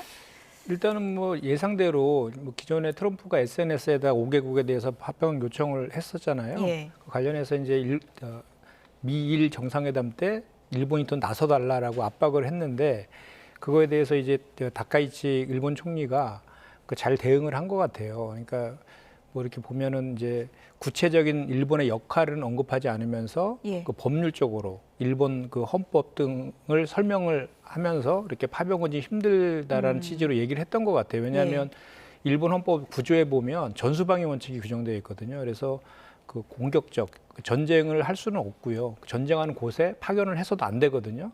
그렇기 때문에 그 일본의 지금 현재의 헌법 체계에서는 파병이 어렵다라는 걸 내둘러서 얘기했을 것 같고요. 그리고 이제 또 반면에 트럼프 대통령을 한껏 치켜 세웠어요. 예. 세계의 평화와 번영을 그 만들 사람은 트럼프밖에 없다. 뭐 이렇게 치켜 세우고 또 대본을 준비를 잘해갔군요. 그러니까 또 이란의 그런 그 핵 개발에 대해서 용납할 수 없다. 호르무즈 해협 봉쇄에 대해서는 상당히 또 비판을 했고, 사실 트럼프가 이 이란과의 전쟁 때문에 안팎에서 비판이 많잖아요. 그런데 확실하게 일본에서 이렇게 힘을 실어줬기 때문에 트럼프 대통령도 뭐 기분이 나쁘진 않았을 것 같은데, 어쨌든 일본의 입장에서는 군사적인 자위대 파견이나 이런 것들은 애둘러서 좀 거절을 한 것 같고, 대신에 다른 에너지 안보 이런 차원에서의 협력 이런 것들을 아마 제시한 거로 보여집니다. 경제적 선물은 넉넉히 가져가고 파병에 대해서는 부드럽게 거절했다. 뭐 이런 평가가 나오고 있는데 우리가 어떤 부분을 좀 참고하면 좋을까요? 그러니까 우리가 이제 파병이라고 하는 것을 요구하고 있지만, 그러나 트럼프가 원하는 것을 어떻게 간접적으로 새로운 방안을 제시해서 트럼프를 기분 나쁘지 않게 하고, 그리고 우리의 국익을 위해서 어떤 결정할 것인가 하는 데 있어서 다카이치 그 일본 총리가 그런 대로 조금 모범답안 비슷한 것을 좀 보여준 것 같아요. 저는 다카이치 총리가 이번 미일 정상회담에서 잘 대처할까 굉장히 위기 국면인데 이런 생각을 했는데 의외로 저는 대응을 아주 잘했다고 생각해요. 그러니까 우선 정말 뭐 우리 김현정 의원도 말씀하셨지만 트럼프 대통령이 기분 좋게 만드는, 그리고 트럼프 대통령 편에 있는 것처럼 이란의 핵 개발에 대해서 단호히 반대하고 호르무즈 이게 봉쇄한 것은 뭐 있을 수 없다, 규탄하고 이런 것들 얼마나 기분이 좋습니까? 그런데 우리도 가고 싶지만 군대를 파견할 수 없어, 평화헌법 때문에. 그 대신 우리가 이거 대신 할게, 에너지 안보. 그래서 지금 뭐 SMR이나 무슨 또 미일 간의 원유가 이제 큰 문제가 되기 때문에 원유를 그러면 우리가 미국으로부터 사서 같이 비축하자, 우리가 투자할게, 이런 것들을 내놓으니까 트럼프도 이거 이상하게 하여튼 군함은 안 보낸다 그러는데 기분은 나쁘지 않는 굉장히 좋은 외교적인 그 어떤 성과는 아니지만 잘 방어했다, 저는 그렇게 보고요. 저는 이것을 토대로 해서 우리도 지금 압박에 처해 있지만 우리는 더 복잡하잖아요. 사실은 한반도 위기라고 하는 것도 있고 하기 때문에 이런 상황에서 미국이 원하는 거 이런 것들을 조금 좀 여러 가지 카드를 준비할 수 있다고 생각해요. 예를 들면 지금 우리가 당장 우크라이나 전쟁 때도 그때도 우리 파병을 요구했거든요. 근데 하지 않고 재래식 무기 무슨 뭐 실탄 이런 것들 재고 처리도 좀 했단 말이에요. 이런 것들이나 그 외에 이제 의료 지원 뭐 이런 것들, 그래서 그런 쪽으로 여러 가지 카드를 좀 정부가 마련했으면 그런 생각입니다. 두 분 다 외교적 대응 잘한 것 같다 이렇게 얘기를 해주셨는데, 진주만 공습 얘기 나왔을 때 살짝 위기가 좀 왔던 것 같습니다. 하여튼 지금 말씀하신 것처럼 이제 저희 나라에도 공식적으로 아직까지 요청은 하지 않았지만 이제 예상이 되잖아요. 그랬을 때는 지금 이렇게 너무 이렇게 우리가 섣불리 판단할 것이 아니라 국익 중심을 두고 이제 종합적인 검토를 통해서 판단할 필요가 있는 게, 한미 간에도 동맹 관계이기도 하고 또 우리가 파병을 했을 경우 이란과는 적대국이 되는 거거든요. 그래서 그런 것들을 다 감안해서 국익 중심으로 판단하는 것이 대단히 좀 필요해 보이고요. 또 지금 우리 국민들이 상당히 많은 국민이 갤럽 조사로 55% 그리고 리얼미터는 60% 정도가 파병에 이제 반대하고 있거든요. 저희 그래픽 준비된 거 있는데 여론조사 그래픽 좀 보여주셔도 좋을 것 같습니다. 그런 국민들의 정서에 대해서도 어떻게 답을 할 것인가에 대한 고민도 좀 해야 되는 것이거든요. 지금 저희가 갤럽 조사 보여드리고 있거든요. 네, 그렇습니다. 55%가 지금 반대하고 있는 그런 상황이지 않습니까?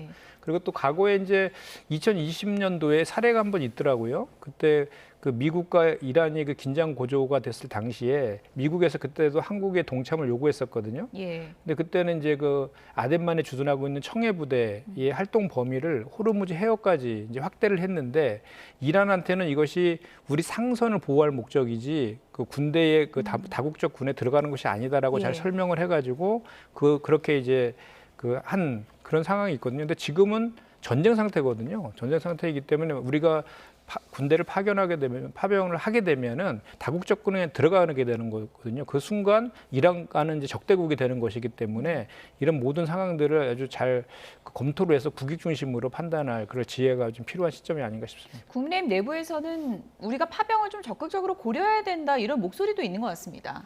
그건 어떻게 야당이니까 뭐 보세요? 자유스럽게 얘기할 수 있겠죠. 예. 책임은 좀 덜하니까요. 예. 그렇지만 이 파병하는 문제는 생각보다 간단치는 않다고 생각해요. 우선 국회 비준이 필요한 것이고요. 예. 또 파병한다는 것은 더구나 전쟁 중에 우리 군인들을 파견하면 인명의 희생이 있을 수 있기 때문에요.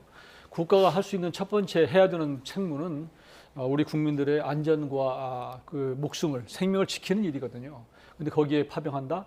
이 부분에 대해서는 신중해야 된다고 말씀을 드리고 2019년입니까? 그때 또 그 이란 쪽에 그 호르무즈에서 긴장 고조가 됐을 때도 예. 우리가 파병을 하지는 않았거든요. 그러니까 그리고 그 전에 이라크나 무슨 또 아프가니스탄은 파병을 했지만 그때는 적어도 유엔 안보리에서 결의를 해서 안보리의 깃발 아래 간 거란 말이에요. 그러니까 지금과는 또 다르다라는 말씀을 드리고 지금 우리가 결국은 중동의 에너지 이 부분에 대해서 언젠가는 전쟁이 끝날 것이고 이런 상황에서 에너지 쪽의 강국들과의 관계도 그렇고요. 그리고 좀 알다시피 지금 미국 내에서 마가조차도 전쟁을 반대하고 명분 없다고 얘기하는 예. 상황인데 우리가 불쑥 거기에 끼어드는 것은 저는 바람직하지 않다고 생각합니다. 어쨌든 한미 간의 관계는 해치지 않으면서 파병에는 좀 신중하게 대응하는 게 좋을 것 같다. 두 분 다 이렇게 의견을 모아주셨고요. 정치권 소식도 좀 다뤄보도록 하겠습니다. 오늘 속보로 아침에 네. 나왔는데 장경태 의원이요. 그렇습니다. 성추행 혐의를 받고 있는 장경태 민주당 의원 탈당하겠다 이런 입장을 밝혔네요. 네, 그렇습니다. 예. 본인이 탈당을 했고요. 했음에도 불구하고 또 당에서는 상황이 되게 엄중하기 때문에 그 제명에 해당하는 조치까지 지금 한 그런 상황입니다. 오늘 오전에 논의가 좀 있었습니까? 오늘 최고위에서 예. 당대표가 그렇게 지시를 했습니다. 예. 그래서 윤리심판원에서 제명에 준하는 징계 조치를 하라라고 이렇게 얘기를 했고요. 예. 이제 사실 탈당을 하게 되면 징계를 할 수가 없잖아요. 저희 당원이기 때문에. 그럼에도 불구하고 지금 현재 1월 달부터 윤리심판원에서 징계 절차가 진행 중에 있었거든요. 예. 그렇게 징계 절차가 진행 중인 경우에는 징계 절차를 회피할 목적으로 탈당할 경우에는 징계를 할 수 있도록 그렇게 되어 있거든요. 예. 만약에 이제 이 조치가 취해진다라고 예. 하면 탈당했을 경우는 1년만 지나면 복당을 할 수 있는데 예. 이 징계 제명에 준하는 조치가 취해지면 5년 동안 이 입당이 불허됩니다. 5년 동안 돌아올 수가 없는 거군요. 그렇습니다. 네. 예. 그래서 상당히 가장 강한 조치를 한 것이고 지난번에 강선우 의원하고 예. 이춘석 의원도 그랬죠. 탈당했지만 예. 제명 조치했습니다. 그만큼 이제 특히 이게 뭐 성추행과 관련된 거라서 예. 사회적으로 대단히 좀 뭐랄까 민감한 그런 사안이기도 해서 당에서는 빠르게 이렇게 조치를 했다 이렇게 보시면 될 것 같습니다. 네, 장경태 의원은 뭐 이제 결백을 입증하겠다라고 하는데 수사심의에서는 이제 검찰 송치 의견을 냈으니까 사실 여부는 어느 정도 좀 판단이 나온 거라고 봐야 됩니까? 어떻게 보십니까? 적어도 기소 의견으로 지금 의견을 낸 거 아니겠습니까? 그러면 지금 그 피해자가 주장했던 것이 대부분 받아들여진 것이거든요. 더구나 이제 사회적 약자라고 하는 여성, 우리 더구나 보좌진 중에 한 사람이었던 것으로 알려져 있는데 예. 이 사람이 얼마나 심적 고통을 받았겠어요. 이 문제가 터진 것이 벌써 몇 개월 됐거든요. 그러니까 민주당에서는 윤리심판으로 넘겨서 뭔가 금방 낼 것처럼 얘기했는데 윤리심판은 자체 조사는 없었던 것 같아요. 아직까지 나온 것을 보면. 그런데 이제 뒤늦게 경찰의 수사심의위원회에서 이제 준강제추행으로 의견으로 이제 기소 의견을 내니까 예. 뒤늦게 탈당하면서 장경태 의원이 결백을 입증하고 돌아오겠다 그러는데 매번 이런 분들이 다 결백을 입증하고 돌아온다고 그래요. 김명기 의원도 그렇지 예전에 박완주 의원이라고 또 그런 분이 있었습니다. 다 그런데 못 돌아오더라고요. 제가 보기에는 아마 이게 실수를 할 수 있지만 실수 이후에 1년 동안 여유 기간이 있었거든요. 피해자를 다 충분히 사과하고 또 본인의 잘못을 뉘우치고 하는 그런 과정을 다 그때 거꾸로 압박을 하고 또 무슨 문제를 제기 못하게 하고 이런 상황이 있었고 그 이후에 또 문제가 되고 나서도 오히려 2차 가해를 했단 말이에요. 예. 그러니까 뭐 남자친구는 어디서 근무하는 사람인데 해서 뭐 이런 문제를 제기하거나 이런 식의 태도가 저는 더 문제였다고 생각해요. 그래서 이분이 국민의 대표라고 할 수 있는 국회의원의 자격이 있을 수 있을까? 저는 그렇게 생각하고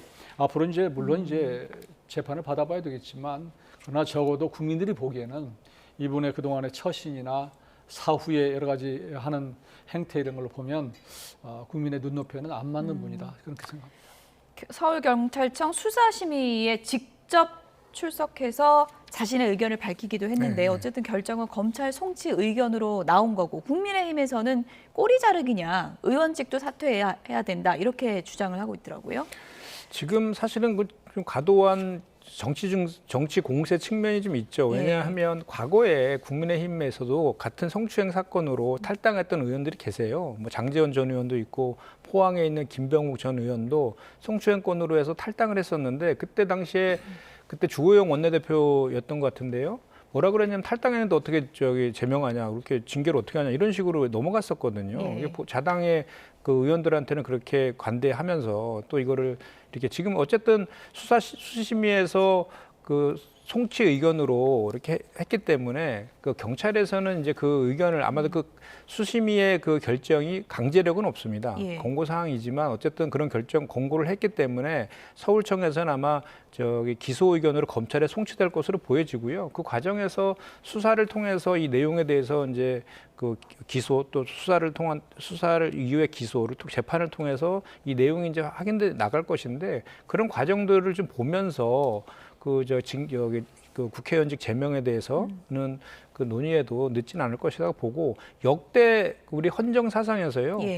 국회의원이 윤리 통해서 제명된 것은 딱 한 건밖에 없습니다. 1979년도에 김영삼 전 그 의원께서 제명된 사례 외에는 한 차례도 그렇게 제명된 적은 없거든요. 그래서 이제 지금 현재 그 국민의힘에서 저런 주장을 하는 것은 지금 오히려 이제 국민의힘의 내부의 그런 복잡한 사정들을 좀 뭐랄까요 희석시키려고 하는 정치 공세적인 그 성격이 좀 강하다고 보고 다만 그렇다 해서 우리 민주당에서 이 문제에 대해서 뭐 이렇게 가볍게 보거나 그건 전혀 아닙니다. 좀 전에 말씀드렸지만 국민의힘에서는 탈당 후에 아무 조치도 안 했지만 우리는 제명에 해당하는 조치까지 지금 하고 있는 것이기 때문에 앞으로 수사 결과를 지켜보면서 또 그에 따른 또 엄중한 대응을 해나갈 것이다. 어쨌든 당으로 돌아오는 거는 지금 어려워질 가능성이 높다. 그렇습니다. 이미 제명에 해당하는 조치를 했기 때문에 5년 안에는 이제 돌아올 수는 없습니다. 오늘 오전에 또 정치권 속보 들어온 거 하나 더 짚어보면 김종혁 전 최고위원이요. 법원에 징계에 대해서 가처분 냈는데 받아들여졌거든요. 그러면은 어떻게 보십니까? 이거는 의미를? 그러니까 우리 윤리위에서 이제 김종혁 전 최고위원을 제명 조치를 했던 건데요. 아마 그 절차상에 여러 가지 하자가 있다라고 보고 이제 법원에서 받아들인 것이거든요. 그러면 이제 앞으로 김종혁 전 최고위원은 우리 당의 당원으로서 활동을 하게 되겠죠.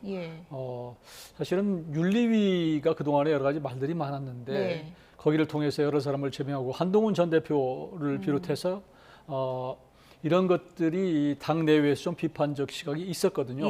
그리고 또 지금 윤리위원장에 대한 여러 가지 말들이 있는데 이게 법적으로 받아들여진 것은 참으로 우리 당으로 봐서는 좀 민망한 그런 상황이에요, 사실은. 배현진 배현진 지금 서울시당위원장도 다시 돌아와서 지금 활동을 하고 있는 거거든요.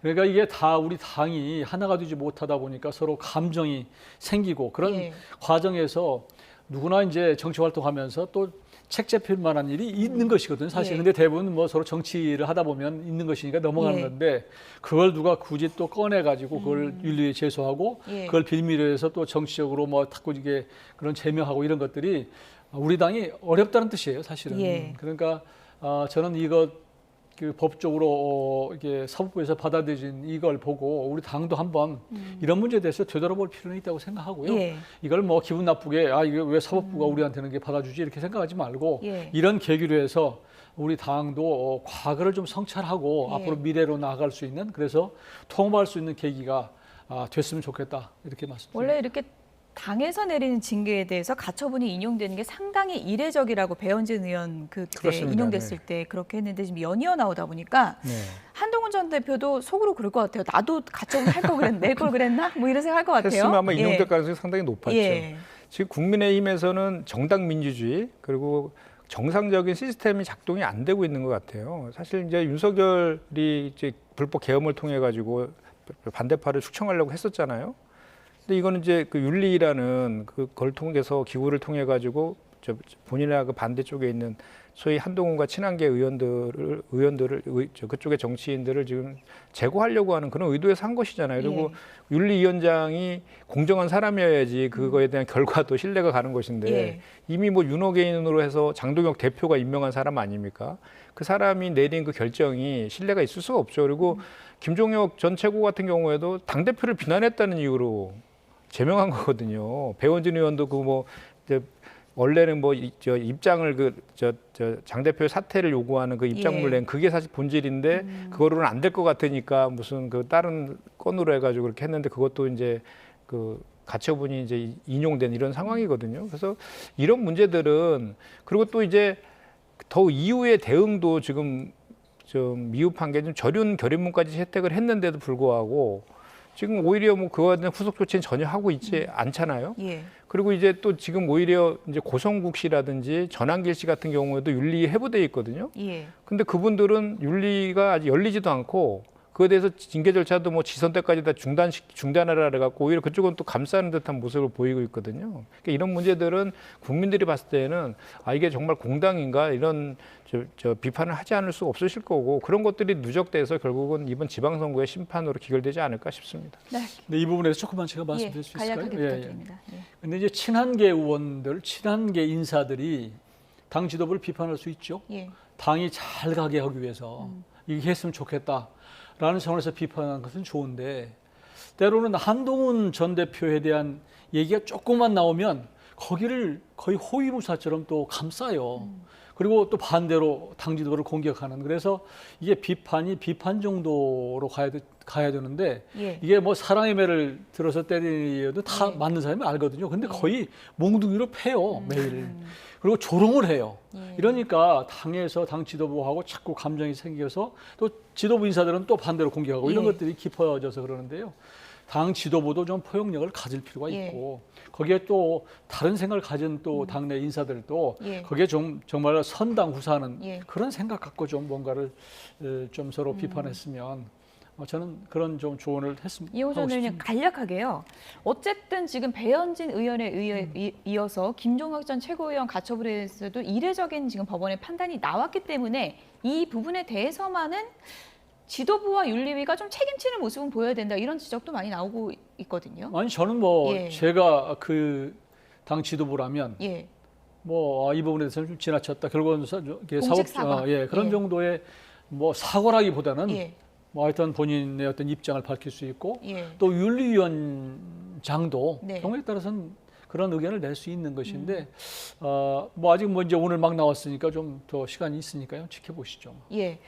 그냥 이 관련해서 언급하는 입장문 내는 걸로만으로 여론이 잠재워질 것인가 이 부분도 또 문제일 것 같거든요. 어떻게 보십니까? 그러니까 사실은 지난번에 그 의총에서 저륜 결의문을 채택했잖아요. 그리고 발표까지 했는데 그게 진정성이 있으려면 후속 조치가 필요하다라고 하면서 거론됐던 것이 그 윤호개인 주장하는 부정선거 주장하는 그런 당직자들부터 좀 정리해야 된다, 인사조치해야 된다 이런 얘기들이 있었잖아요. 거기에 윤민호 윤리위원장도 포함돼 있었고 장해찬 뭐 연구원 부원장 등 뭐 그리고 박민영 미디어 대변인 등등에 대해서 그 인사조치 하라는 요구들이 많이 있었습니다. 근데 전혀 지금 하고 있지 않은 것이죠. 그러니까 결국은 그 저륜 그 결의문 채택한 것은 눈가림 쇼에 불과했다라는 것이고 계속해서 장동혁 대표는 이제 윤호개인 세력들과 같이 갈 거다라는 거를 명확히 좀 하고 있는 것 같습니다. 그런데 지금 저거 관련해서 지금 앵커께서 말씀하신 것처럼 그런 사과 입장이라도 발표하면은 그나마 좀 뭐 할 텐데 그거조차도 뭐 할 것 같지는 않아요. 제가 봤을 때는. 어쨌든 법원의 이딴 이례적인 결정에 국민의힘 지금 뭐 지방선거 앞두고 후보 정리 작업하고 있는데 어떤 파장이 있을지 지켜보겠습니다. 김현정 더불어민주당 의원, 이용호 전 국민의힘 의원 두 분이었습니다. 고맙습니다. 네, 광화문 광장이 분주합니다. BTS의 컴백 공연 이제 단 하루만을 남겨두고 있습니다. 수십만 명이 몰릴 것으로 전망되는 가운데 날씨는 어떨지 현장에 나가 있는 캐스터 연결해 보겠습니다. 이혜미 캐스터. 네, 광화문 광장에 나와 있습니다. 네, 오늘은 꽤 따뜻한데요. 내일도 공연 보기에 좋은 날씨 이어질까요? 네, 그렇습니다. 지금 따뜻한 봄볕이 내리쬐면서 완연한 봄 날씨가 이어지고 있는데요. 내일도 공연 즐기기 더할 나위 없이 좋은 날씨가 예상됩니다. 오늘보다 기온이 오르겠고요. 대기질도 무난하겠습니다. 공연에 앞서 광화문 광장은 이미 들뜬 분위기입니다. 제 옆으로 공연 준비가 한창인 가운데 이곳을 미리 둘러보는 팬분들도 무척 많고요. 곳곳에 설치된 공연 홍보물과 함께 사진을 찍는 모습도 많이 보이고 있습니다. 내일은 낮부터 광화문 광장에 많은 인파가 모일 것으로 예상되는데요. 내일 한낮의 서울 기온은 15도로 예년보다 따뜻하겠습니다. 다만 해가 지면 기온이 빠르게 내려가겠는데요. 공연이 시작되는 오후 8시엔 서울 기온이 8도 선으로 한낮에 비해 7도나 낮아지겠습니다. 일교차가 매우 크기 때문에 공연 관람하실 때는 입고 벗을 수 있는 겉옷으로 체온 조절 잘 해주셔야겠습니다. 내일 다른 지역에서도 쾌청한 봄 날씨가 예상됩니다. 큰 일교차만 대비하시면 되겠는데요. 아침까지는 광주와 대구 2도 등 다소 추울 수 있지만 한낮에는 강릉 16도, 광주와 대구 18도까지 올라 따뜻하겠습니다. 갈수록 기온이 오르면서 다음 주에는 아침 추위도 덜하겠습니다. 당분간 하늘은 대체로 맑겠는데요. 다만 휴일인 모레 남부와 제주도는 흐린 가운데 제주도에는 비가 조금 내릴 전망입니다. 동해안에서는 너울성 파도가 높게 일겠습니다. 높은 물결이 순식간에 방파제나 해안도로를 넘을 수 있습니다. 주말을 맞아 방문하시는 분들은 해안가 안전사고에 주의하셔야겠습니다. 지금까지 광화문 광장에서 YTN 이혜민입니다.